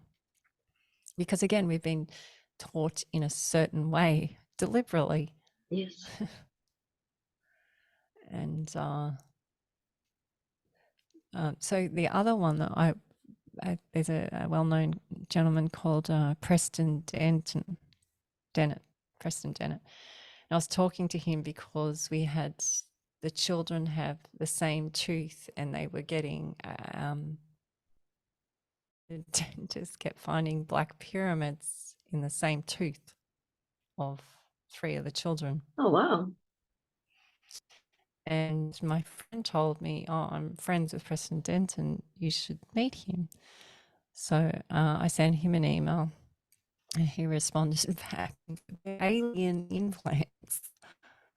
And I never thought of it like that. And then Jeannie comes in and shows me hers. She goes, "Yeah, look at this. It is." Wow. And I was like, and he said, what happens is once you meet experiences or contactees, it triggers in you.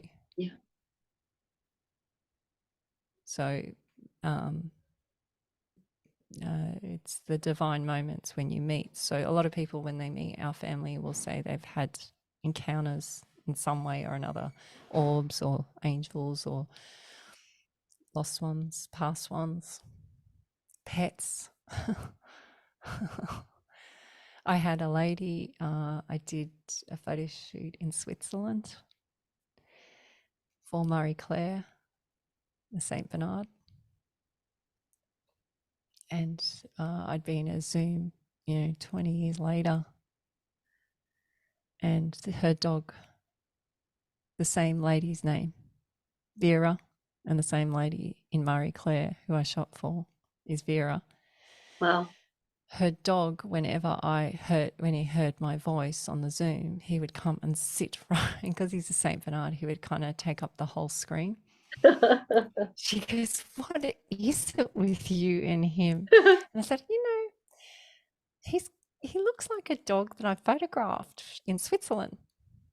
And I loved him. His name was Mutz. He had the worst breath. And she goes, "He has the worst breath." And I said, "Well, I think that's a Saint Bernard thing." And as soon as I said the dog's name, he would bark. And she said, "He knows you." So, and then they got another lady or psychic in, and he's reincarnated. And oh my gosh. same dog. Wow. Yeah. So then they have the pet thing. Yes. I've had a lady who's a really good friend of mine in the UK, and she was having great difficulties with her eyes, and she'd had a couple of transplants. I tapped into her transplant, and I told her of who the lady's eye was. And she lived a very healthy life. She had 2 girls, and she was in a car accident. And she missed her family. She was not happy how this body, my friend, was treating her body. Ah. And she would make her relationships fail, like everything. It was quite amazing. And then we worked through the process of this transplant, and that's so interesting. Working for her. Wow, because you've got two. But how do you know that I don't know that I'm talking to a part of the energies in it, the current. Yeah, of course, because that's part of that original soul. Yeah. And that's why I believe that the original soul doesn't actually pass on until all of its body is dying or dead. So see, now this is the mummy again, right? This is the tar. They knew. They definitely knew. There'll be literally with the mummy more unfolding. The kids go, "Yeah, that's so funny, Mum, really." Yeah, because the mummy's wrapped in bandages. So yeah, I've got all the mummy jokes. well, we know that we've been in the presence of a lot of beings for centuries, some known, some unknown, and those that have had contact personally. There's a saying in the Bible, "You may be in the presence of angels at your table and you know them not." Very true statement, isn't it? Father, Son, and the Holy Ghost. Are you kidding? Seriously. So who is the Holy Ghost? Okay, let's break down the word ghost. Ghost is G, G is added. G is very added, so you can pretty much scrape G off. Host. Who's the host? Who's the holy host? Let's get really technical on who is the holy host. Rise, set. Yeah. It's a feminine, Holy isn't one. it? Feminine. Where the birth canal is. They come in Father, and Son, they and go Mother. out. Yes. The Holy Ghost. Exactly. I Exactly. know. Well done. So, which is so, because we always just laugh at all the wordplay. It's literally is a lot of the also things that will come up for you will be so wordplay to you that was the trick. I'm getting it a lot with realize. After you mention it, realize, real eyes, real eye. And that's stuck every time now someone says realize, it's like, and I'm there listening. Yeah. So Odin is 1-1. That's his number, 1-1. And Odin, today is Odin Day, Thursday. Yes. And it's funny because it's midnight for us. No, tomorrow's Thursday, so tonight's midnight. So we always laugh. Is it Thursday? It's always Thursday. How can it always be Thursday? Lately, it feels like it is always Thursday. It's always Thursday. Just 1-1, 1-1. So 1-1 is the binary system. Yes. And yes. the binary system is the matrix. Interesting. And yeah. I only really learned of the binary system probably a couple of weeks ago, and I showed it to Jerry, who's our 6th child, and she's very Pleiadian energy. She's the oldest oversoul in the family, so she's really wise. She just comes out with the wisest stuff. I said, Jerry, you might be interested in the binary system because it's the way they do the numbering. And I showed it to her. I said, you can do the whole alphabet and all these words and codes with it. She got it in like 5 or 10 minutes. And I was still reading through what it meant. And she comes up to me and she goes, this is how you spell your name. This is how you do it. I'm like, wow. You just did that then? And she's like, yeah. I was like, it's so amazing. Wow. So this is, again, the new ways, the magic ones.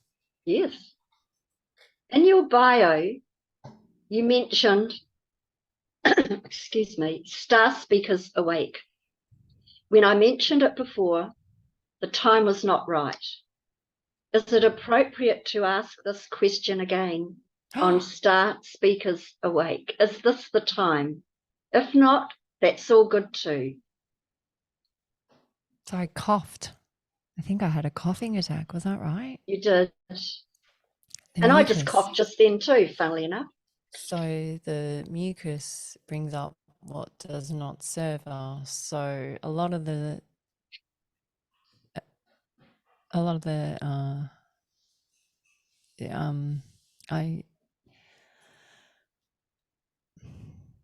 it's tricky knowing a lot of these things because it doesn't actually make you feel better than anyone or greater than anyone. It comes with a lot of responsibility as well. Do I say it now? Are they? I don't want to rattle people. Is it too much? Should I wait? Do I wait? And so, okay, I'm going to, your audience will be the first to hear. We are descendants. We are ants.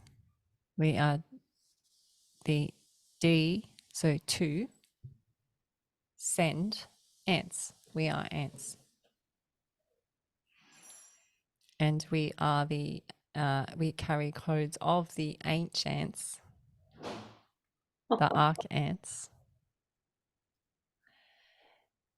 This is helmet, head, helm is ant, abdomen is ant. And those ant movies, those kid ant movies, that's pretty spot on. Wow. And what do ants like to do? They like to walk in alignment. Alignment. They meant to walk in a line. They meant to walk in a line. It's not a lion. They meant to walk in being ion.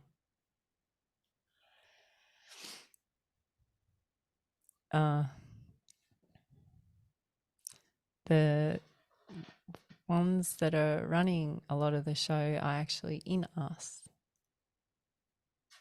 And this is why the more you do cleanses, you're actually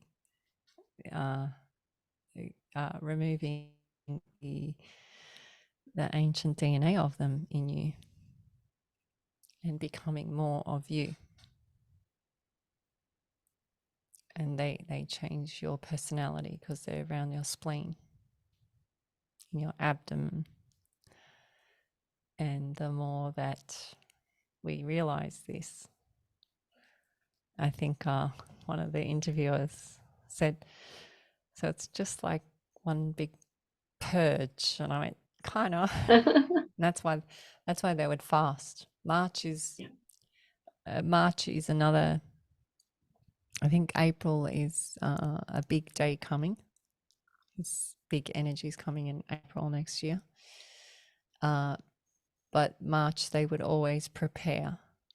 March means I think it might be May. May means great. So they get ready for the great energy coming. So they would fast before Easter. The reason they fast before Easter is so that their ions would be clean of the ones that you're hosting. Very Wow, clever. that's a revelation. It's very clever. It's very deep. It's very Alice in Wonderland.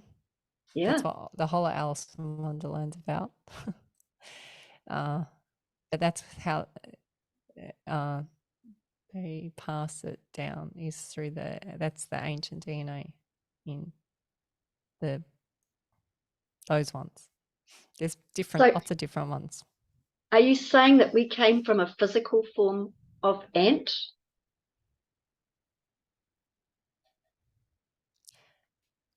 There's something to do with giant as well, and I still haven't got that one because they keep saying cross off the G, so then it becomes being ant. Yes. So maybe this was part of the genetic modification of the Adam Cadmon body. Yeah. The atom. Well, I always thought it was plan ET, but it's PL, which is PL,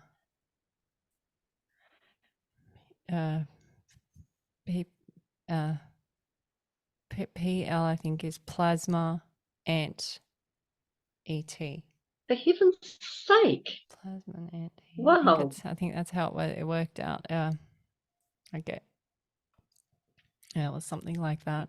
So or plasma go to ET. So something like that. But it's deliberate. Everything's so.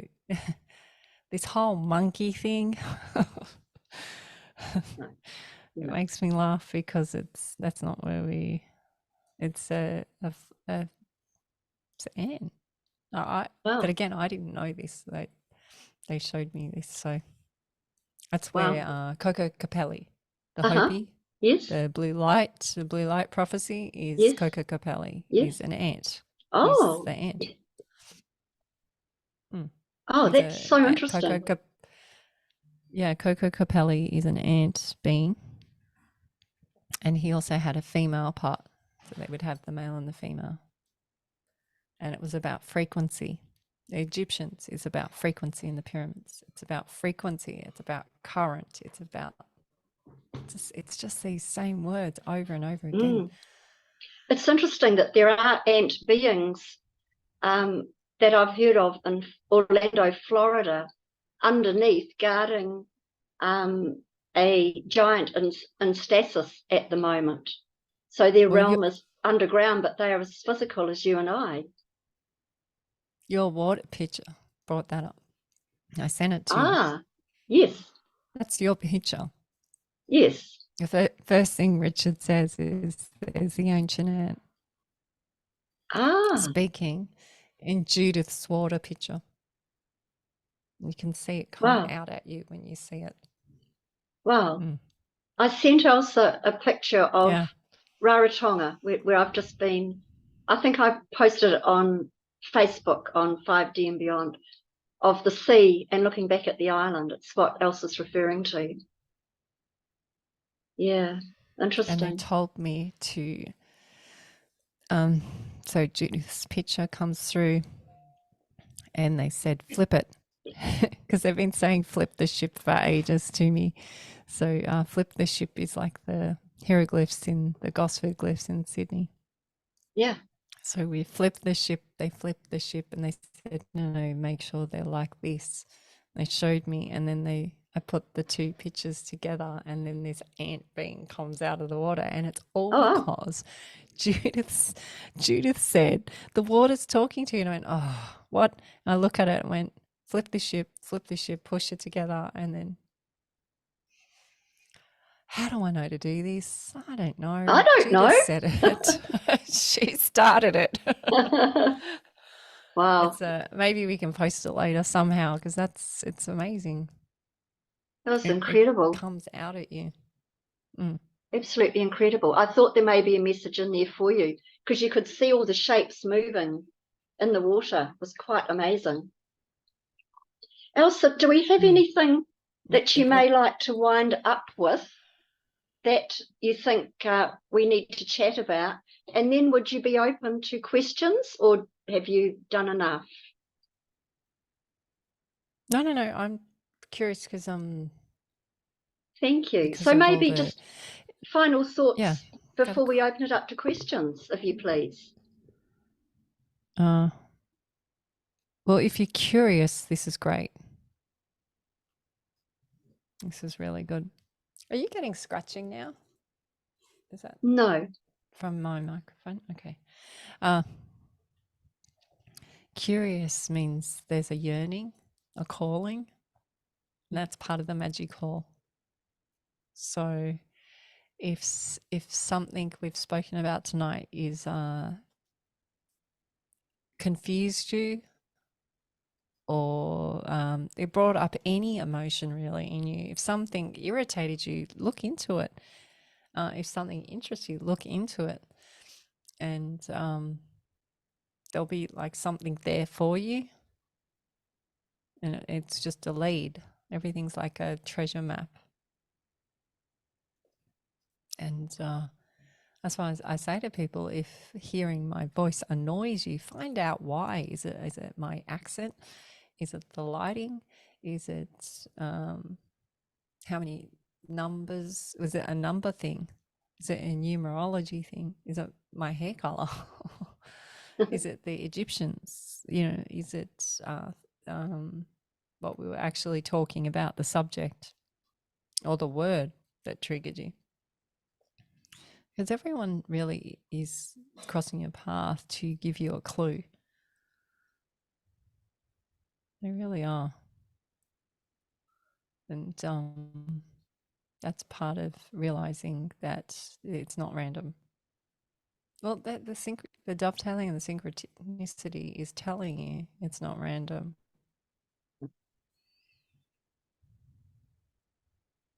Thank you so much. I'm just putting it on where I can see everybody. So does anyone have a question for Elsa? Rose, I see you've got your hand up there. Would you like to have a wee chat to Elsa? Hi, Elsa. Hey, Rose. Right in the beginning, you said, if we are into this now, or this energy of you, we are definitely, and I didn't understand what the next word was. Oh, so There will be a So if replay of this, if Elsa, if you can't remember, there will be a replay. I think so if you're tapping into the Zoom with this, there's this calling, like I said, the magic calling in you. Rose definitely has a calling. And this is interesting because I know and believe that we've only incarnated, our family members have only incarnated one other time or one other time going, but a lot of the New Zealanders have like 10 or 20 incarns. That's a lot of codes carrying in your DNA. Do you see what I'm saying? Like there's a lot of and it's like you're designed that way to be in the land of these great warriors, because it needed that knowledge and that strength and that inner wisdom from you to be there in this time. And Rose is not there, but she's tapping into all of you. So there's something she's doing it in another country, which is interesting. So there's something in this. I know there is. It's not perfectly clear yet, but I feel like I'm getting closer to it. Yeah, I had absolutely had the urge to join the New Zealand group. Very strong. Thank you, Rose. Judy, how are you? I'm great, thanks. Is there any relevance to pink? Because I think what's today, Wednesday? It must have been Monday morning. Beautiful sunny day, which is very rare at the moment. And I got very tired, so I lay down in my massage room and just with the sun shining on me, and I kind of, you know how you go into that kind of dreamy state. And then there was a whole lot of pink dots, or I think they were dots, kind of like static. They were pink and they were kind of swirling around, and all of a sudden they just came rushing towards me. And then my eyes kind of were already shut, but they kind of clamped shut. And then they were like, the energy was flickering, and then it was only probably for seconds, and then it stopped. I was just wondering if there was a relevance for pink. Well, so imagine it like a rainbow, and we're coming into the red dragon, and they have really want us to prepare for that energy, which is, I think it's the 10th of Feb, but they're giving us 6 months warning. So it's obviously they're wanting us to warrior up. So what's a nice way to come into red? Just particles of pink. And that might also be you might be reading the plasma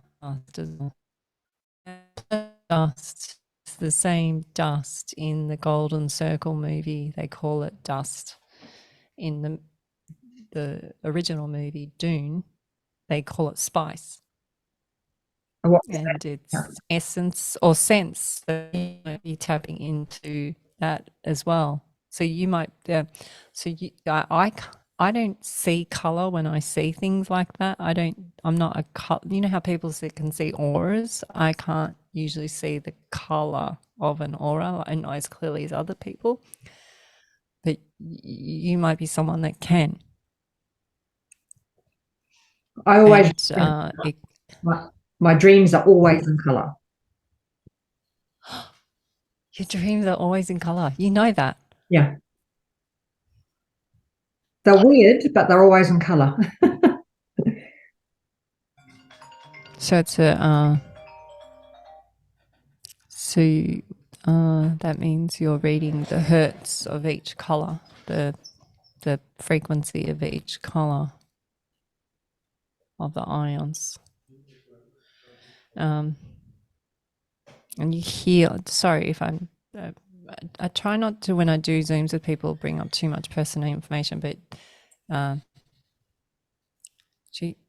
Jude has people in her space, and they're it's like a ghost guest happening around her, and they might be assisting because they know who you are.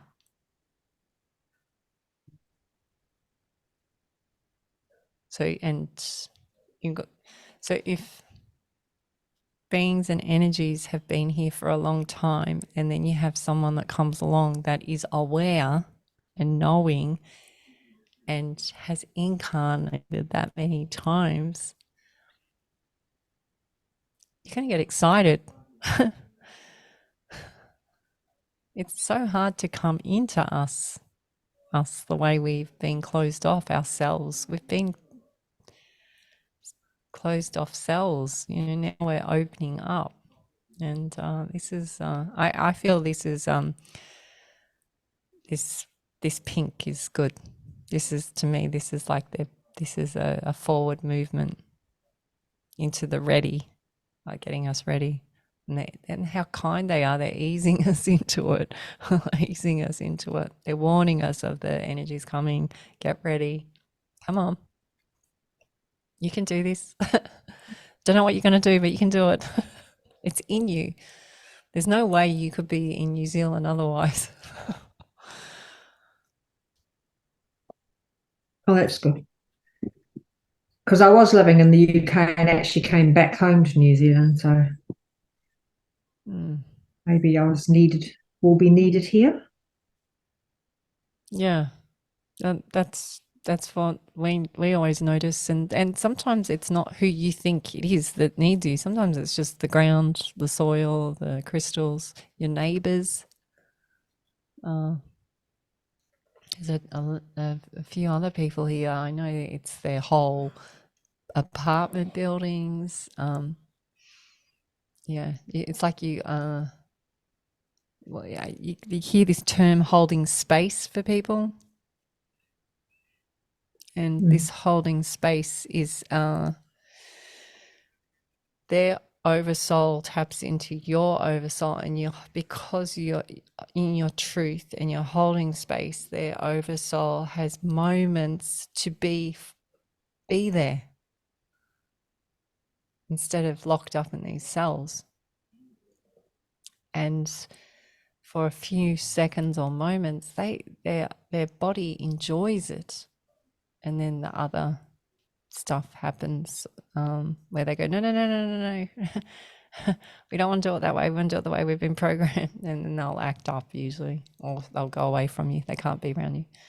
But then they might come back again because they've had a light go off in them. What we find. I hope I've answered that. Not too complicated. No, that's great. Thank you. Thank you, Judy. Hi, Andy. How are you?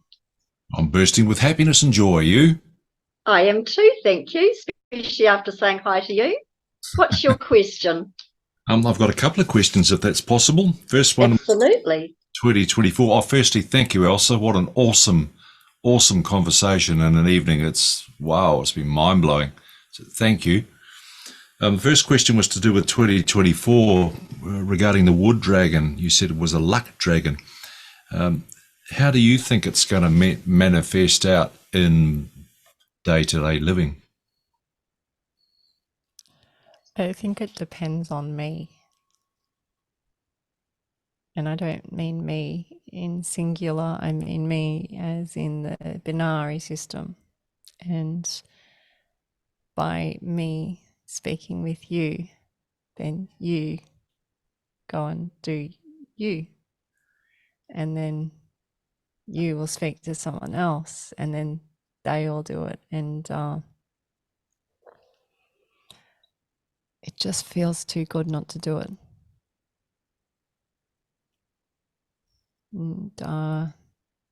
yes, there's sadness, and yes, there's illness, and yes, there's all the dramas going on, but it just feels too good to do this. I love seeing Jude. I love meeting all of you. I love getting off and going for a walk in the morning with my kids and telling them these shares that you shared with me. Is that the lady that sent the picture that has the ant being come through? And I go, yeah, that's who I'm talking. Yeah. Does she know it's an ant being? And I went, oh, maybe we'll tell her tonight. Oh, well, does she know they're ancient? I'm going, no, I'll tell her tonight. But it feels good. And it feels right. It just feels more right than all the books that I was taught at school. I feel like it honestly sings in me, and I feel literally lighter. So when you ask me what is going to happen in 2024, depends on you and I. Literally depends on you and I. And it is the ants in alignment. And it's powerful. So is the luck dragon going to have any impact on that type of manifestation? So luck is abundance. Luck is lack. Luck and leak and luck is it's all the same. So abundant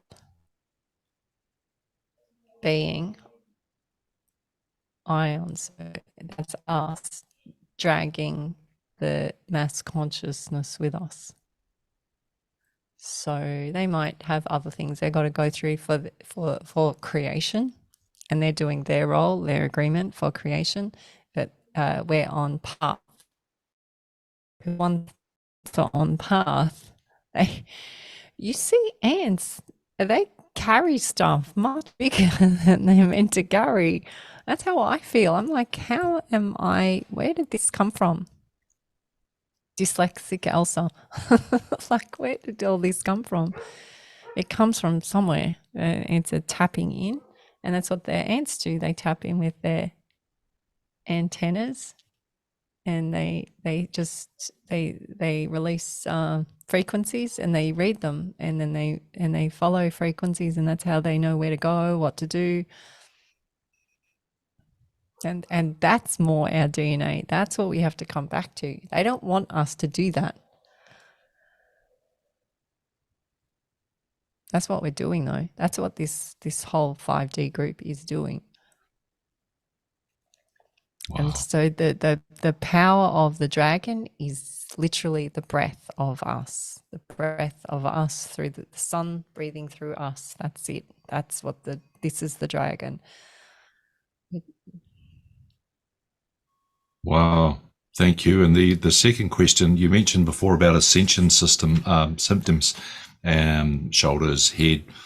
Well, the last few days I've had ridiculously sore back, and I don't know why. Maybe it's because I'm sitting at the desk a little bit long, but yeah, it's up there. Is that an ascension system, or? Yeah. And you mentioned the meditation to relieve it. I thought, well, I'm definitely going to try that later on. But I was just wondering, I get sore backs now and again, but this one is it's like a sciatica sort of pain. That's what I've got now in and so we were lunging the horses this morning, and all of them are on the same side as well. So, it's again it's the mucus getting stuck in spots. And these things don't serve you anymore because you're lifting your ions and saying, this is how it is now. This is how it is now. This is how it is now. And so the information that's stuck in your cells is going, hang on, where do I go? So you got to move it out. So anything you can do to ease it out, they'll take oils, salts, just basic yoga poses, lying on the ground, twisting your hips on either way to massage clean water, charcoal, green herbs, anything to help them get out, because we've also been downloaded as well. So that's probably what's intensifying. It was probably there, but now this huge download, and they're going, well, hang on, we can't have that in here anymore. Like, look at it like it's cleaning the cupboard out. Can a blockage of sort of thing be caused by like a nuclear explosion of a family member or something like that? Could that have an impact on it as well? Oh, this is a good one. We just took Ginger, our electric one, to the dentist, and they gave her an x-ray, and she came out and it had full-blown shingles. Whoa. Yeah. So it was the radiation, right? Now, Ginger in the family is the electric one. Electric storms. I think I had 4 or 5 NDEs with her while I was pregnant. Like, completely. Yeah, she's very electrical, Ginger. Born on electrical storm. Yeah. And this, I got the messages that it was meant to happen for her. It was a repeat. That's what they said. They kept showing me the repeat, and repeat to how it was for me. And the day before I met Richard, this is going to sound kind of weird. Ginger's oversoul electric NDE'd me, so that I could clean parasites out to meet Richard the next day. Now, with Ginger, to have her purge what she needed to purge out with all the in plasma, new energy coming in, electricity wasn't going to cut it. So they stepped it up. They used an x-ray. The poor thing, she was in such pain. She couldn't put her fingers together. It had swelled up so much. I learned about chickweed. So we went outside and dug up chickweed and put it in oil, and that soothed it. So we just soaked chickweed in oil with warm water. But she had shingles all up and down her body for 3 days. So this is like an assumption symptom. That same day, 2 friends over in the States had a breakout of shingles on their face. Here, just here, all here, somewhere down here. And then we also had the same day, quite a few people were commenting on Lyme's disease. So they'd obviously been bitten by something and it just flared up. It's very similar skin things though, surfacing. As things surface on Earth, they surface on us. So we're reflecting what's going on. You can see what's happening, right? So because we're all speaking about it, we're all teaching each other about it, and then we all share ways to help heal it as well. And then you'll be like, oh yeah, it's an asteroid, this is what you got to do, you got to do this, you got to do that. Like, can you see what's happening? So it takes the heat off you being a problem human, that you have a problem. You don't have a problem, you're just connected. And you're sensitive, so that means you're in your body. So it's not this is the doctor saying to you it's a bad thing. It's not a bad thing. This is a great thing because you can feel it. You're in your body, you can feel it. So if you're going to knock me out, then come on, let's feel what we're going to feel in this. Like Dr. Joe Dispenza says, if you're going to give me a fever and knock me out, well, I'm going to do some deep meditation while we're doing this. Awesome. Thank you very much. Thank you, Andy. We'll take a couple more and then we'll probably call it a night. So, Ray, how are you, Ray? Hi there. Very good. Just glued like this with the honey glue. I loved all that, of course. Like others. Okay, I will ask a very brief question. I know everybody might be tired and it is quite a long time for Elsa also.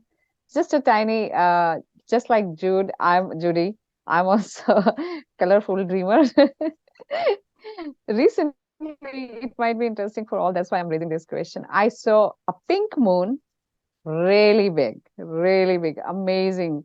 And even I was amazed in the dream also. Gosh, how come this is so big? And just in front of like my door, literally big. And it was second time I remember now. A few months ago also I saw that. So what does it mean? And also just recently I saw a very black mouse, black color, who was moving around. So just that's it. What does So it mean? pink moon. So is it a full moon or crescent Full, moon? Or full, absolutely, really big. so the Enormous. last full moon? It was just, I think, not more than a week or 10 days, within 10 days, I think. It was not full moon day Yeah, that because day. we got no, but around that time was when Eddie went. I'm pretty sure, and I remember Richard went fishing that morning, and he said, "You got to go out and see the sunrise. It is the pinkest I have ever seen it in my whole life." And that was like another confirmation. Then I had people overseas saying similar things to what you're saying, and they were sending me pictures of red things, pink things, and this got the message through. It wasn't Big Eddie or Red Eddie. It was ready. We're ready. And then I started realizing it had connections with the red dragon. So it just sort of, it was on a need to know basis. It came through my emotional host spice and ghost guest. And that's the same time. So see, now you sharing that is a confirmation for you. So then see how this is working. And so how can we all be having similar things worldwide? Because we're tapping in. We're tapping in. We're tapping in. We're tapping in. And the interesting thing is, last time when you came for the first time, there was particular number 5 or 7 you mentioned. That day I was seeing that number, and today since morning, the whole day I was seeing 11111, and today you were talking about 111. Ah, So that's another coin. No, nothing random means yeah. That was another interesting. That's it. Thank you. I think when I spoke with you, if this isn't too personal, but you It's warned fine. me of our horse was going to pass. Yeah. I don't know. Yeah, there was something. Yeah, something in your session that warned me that it was coming. So I was kind of ready for it, literally. I want you No, right? I just, yeah. indirectly, Your not words. directly. Yeah, no. You just being you. Yeah. I don't It's like know. Judas sending me a picture and going, "The water's talking to us." I've gone, oh, here we go. It's just the way it is because you shared. Yeah. And when you share something, you don't actually have to be giving anything. It's just a sharing of the feeling that you're having, sharing the words. And you don't know how big those words were to me. Yeah. Yeah. That's what is amazing about all of us, is that you don't know. You could say something and it can completely change someone's world, and you'll never ever know. Yeah. And especially And with our group, our group is amazing. Everybody shares just their own self and their own experience, yeah. and it helps, I think, each one of us in one way or the other way. Yeah. And I like meeting Judith, feel, honored meeting all of you. I feel so special. Thank you. You are very special. There's no doubt about it. I think we're all very special in our own unique way, and it's a privilege and a pleasure for me to get to know every one of you. It's quite a journey, isn't it? Thank you, Ray. Judy. Hi. Just on the symptom things, I've had some like red dots come up on my skin. I don't think it's not shingles, but red dots in certain places on my body, and then they are so itchy. Like I just about want to rip my skin off. It's so itchy. And that's just come up in probably the last week. But my twin sister's just about had every single one of those other symptoms that you mentioned. But I also got very lightheaded one day. Like it wasn't vertigo, but it was like really lightheaded. And I was told to take honey. And so I went and had a big teaspoon of honey and my dizziness went away. So I don't know if that's relevant or not.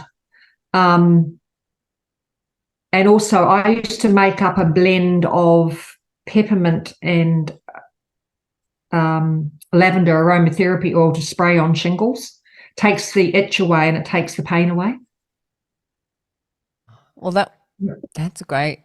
I'm going to write that one down, because the other thing we were told is nettle, which is a stingy nettle. We have that here in Australia. Just you can make tea out of it, but that was the other thing to take the itch away. Well, but, peppermint, I this swear, lightheadedness.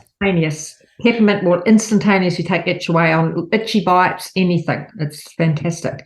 Wow. Well, this lightheadedness you spoke of is what happened to our horses and myself with this mucus. So what the mucus, even though the mucus might not be present, it might be just here or in this area here. And it causes lightheadedness because it's stopping the airflow and the blood moving properly, because it's really thick mucus, this mucus. Yes, this is what happened to the horses. They would horses don't throw up. They just don't.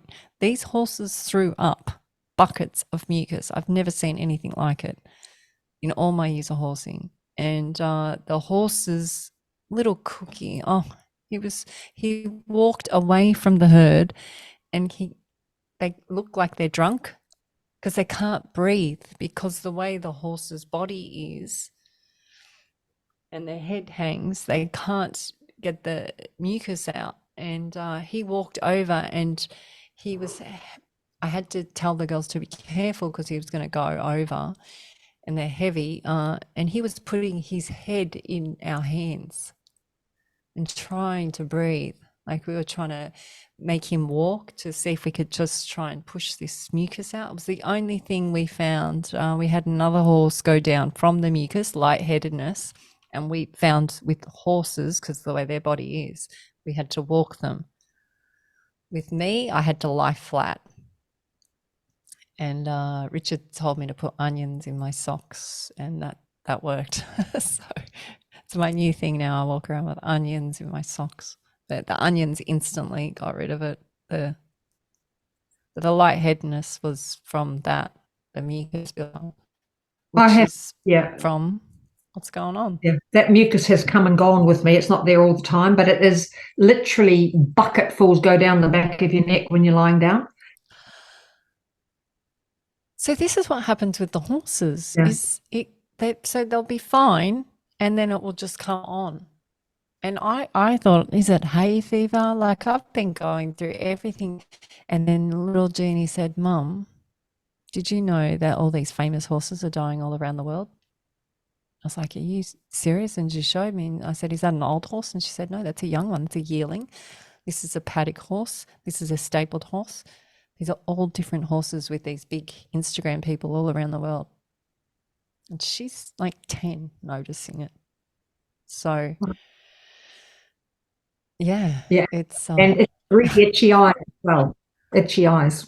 Yeah, so itchy. All our dogs have really red eyes, and my eyes particularly were itchy today. So I've been spraying. We make colloidal silver, and that seems, it stings like anything, and it feels like it cleans your eyeballs. Like with, you know how you see window cleaner clean? That's what it feels like on my eyeballs. The red eyes in the dog's gone, and, you know, the itchiness goes. But it just comes back, like all of a sudden, the mucus. So just take care, because I honestly thought that I was going to go like the horses. I thought, this is it. Because if I'm not here breathing, I'm not here. You're here to breathe. So... if you feel this mucus, come on, don't treat it with respect because it's your body trying to get rid of stuff rapidly. I use castor oil on my chest, actually. Yeah. Well, we drink castor oil, but I've never thought, why do you put it on your chest? I'm sorry, I don't know. Put a compress on it, and it because Barbara O'Neill says to do that. I think she's the one that said the onion in the socks. It works as a poultice, Elsa. So Yeah, it draws out inflammation. No, the castor oil pushes in. Actually, beg your pardon. Yeah, it goes the opposite. And I just start I put a compress on, put cling film over it, and went to bed with it on, and it really makes you hot. Well, it made me hot. I don't know if it was coincidental or it was a different symptom, but it gets really hot. And I had a real dry cough, and the cough went in 5 minutes, and the mucus went as well. It didn't. That's why I'm saying it comes and goes, but that's how I got rid of it. Yeah. Oh wow! Well, it definitely comes and goes. I agree with that. I've never heard of that one, the castor oil. That's amazing. Well, my kids go, "You just stink of onion," but it works. So the coughing attacks feels like a boa constrictor squeezing out your last breaths.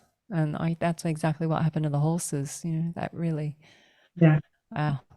It's very stringy, kind of funny flex. It's not like normal. It's not like normal at all. No. And we've been cleaning all our horse fountains, and it's the same glue on the surface of the fountains and things. And we peel it off and put it on the ground. It looks like plastic. It doesn't break down for probably, I think we counted the longest was 4 days. It won't down. So if it's doing that on the water tank, that's what it's doing to us. It's like a polymer or something. It stretches. We videoed it because it's weird.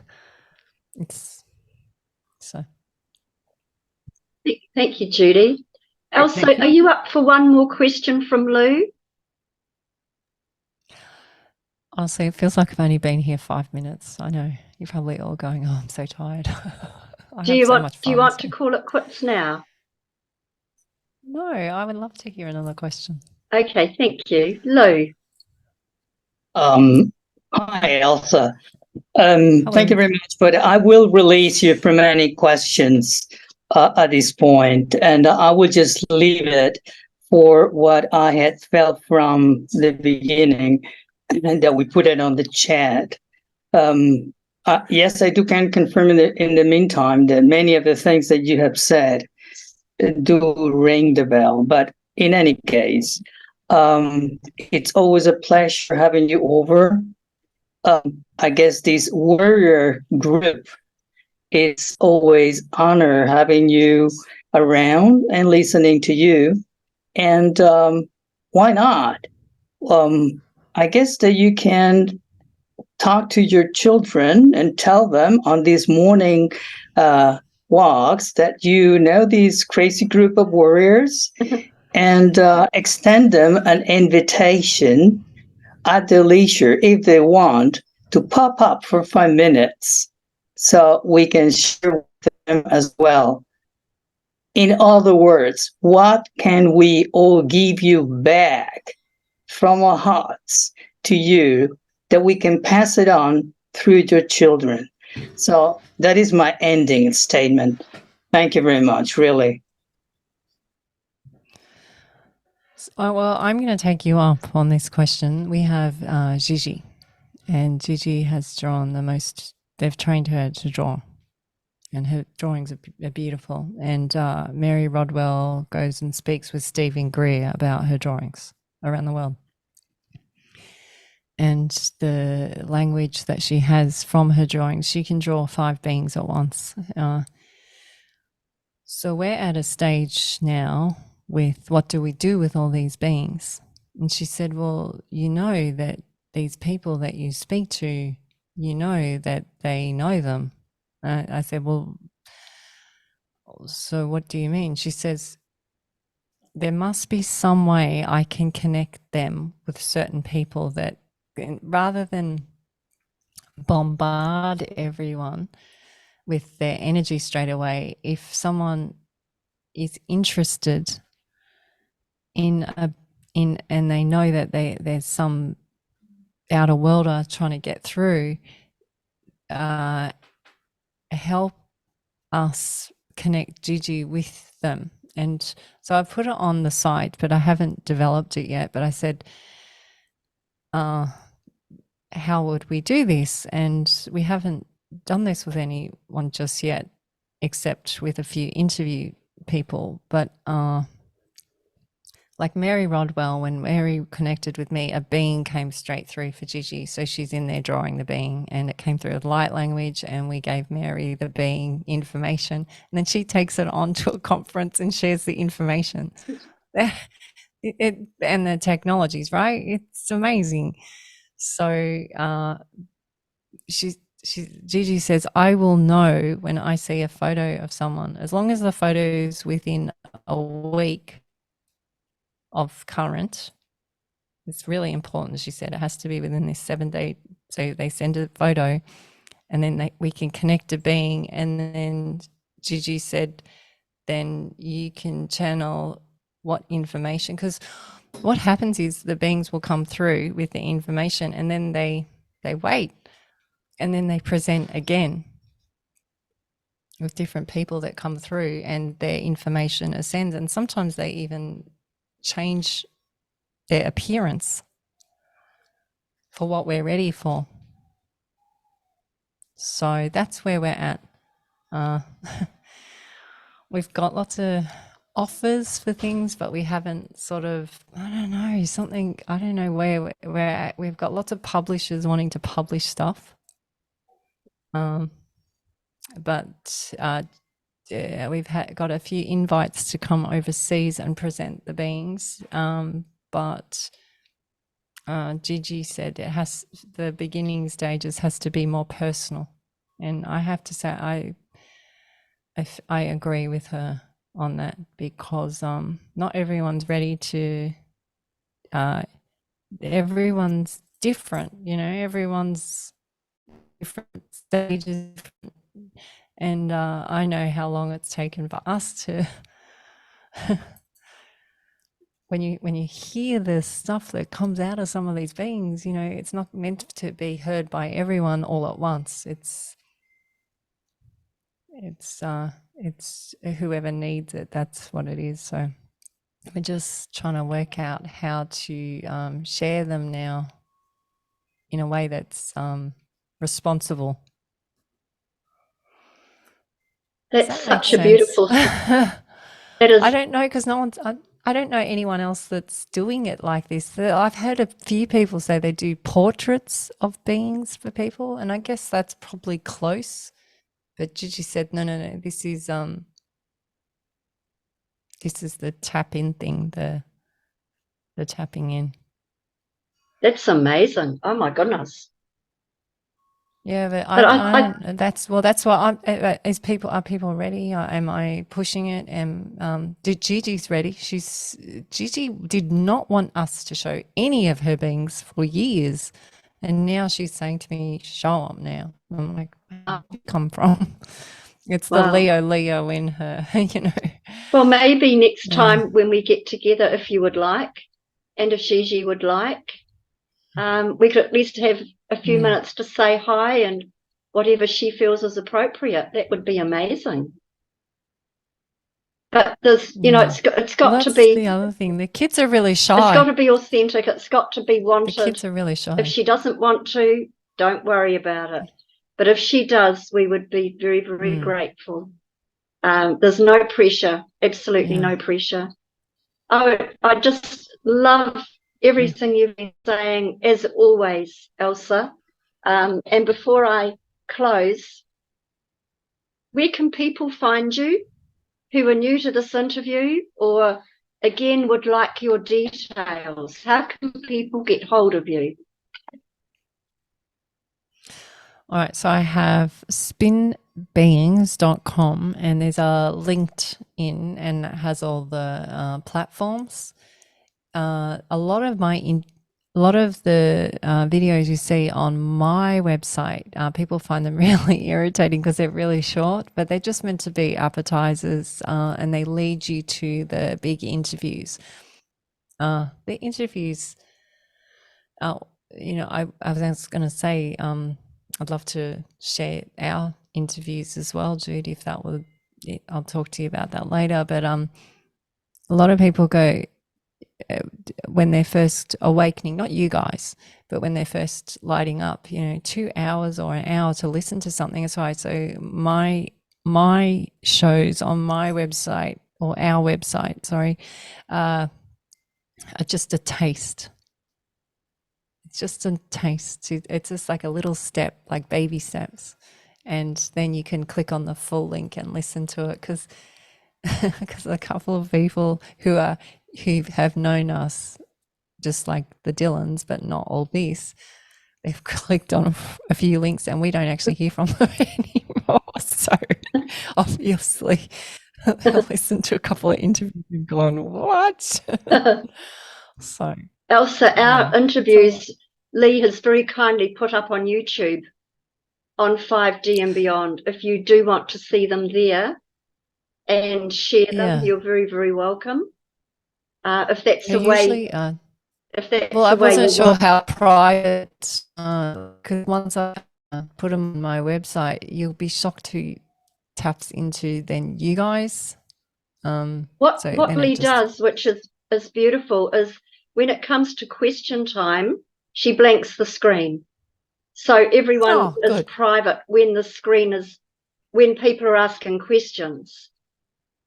Yeah. And that way it's holding privacy. That's the other thing is, it's tricky, the personal side of it. Yeah, absolutely. I just want to thank you so much once again for your beautiful beingness, your words of wisdom. You've stretched my brain yet again. And we just love you so much and would love to have you back again at some stage. Yeah. No, around the warrior ones, so. So God bless and lots of blessings to you and your family. Thank you. We'll catch up soon. Thank you so much. And thank you to Lee for again opening the platform for us to have this amazing chat on. Thank you, Lee. No problem. Thank you. So good night, everybody. Have sweet dreams and maybe lots of pink in your dreams tonight. Good night. Thank you. Good night. Good night. Thank you.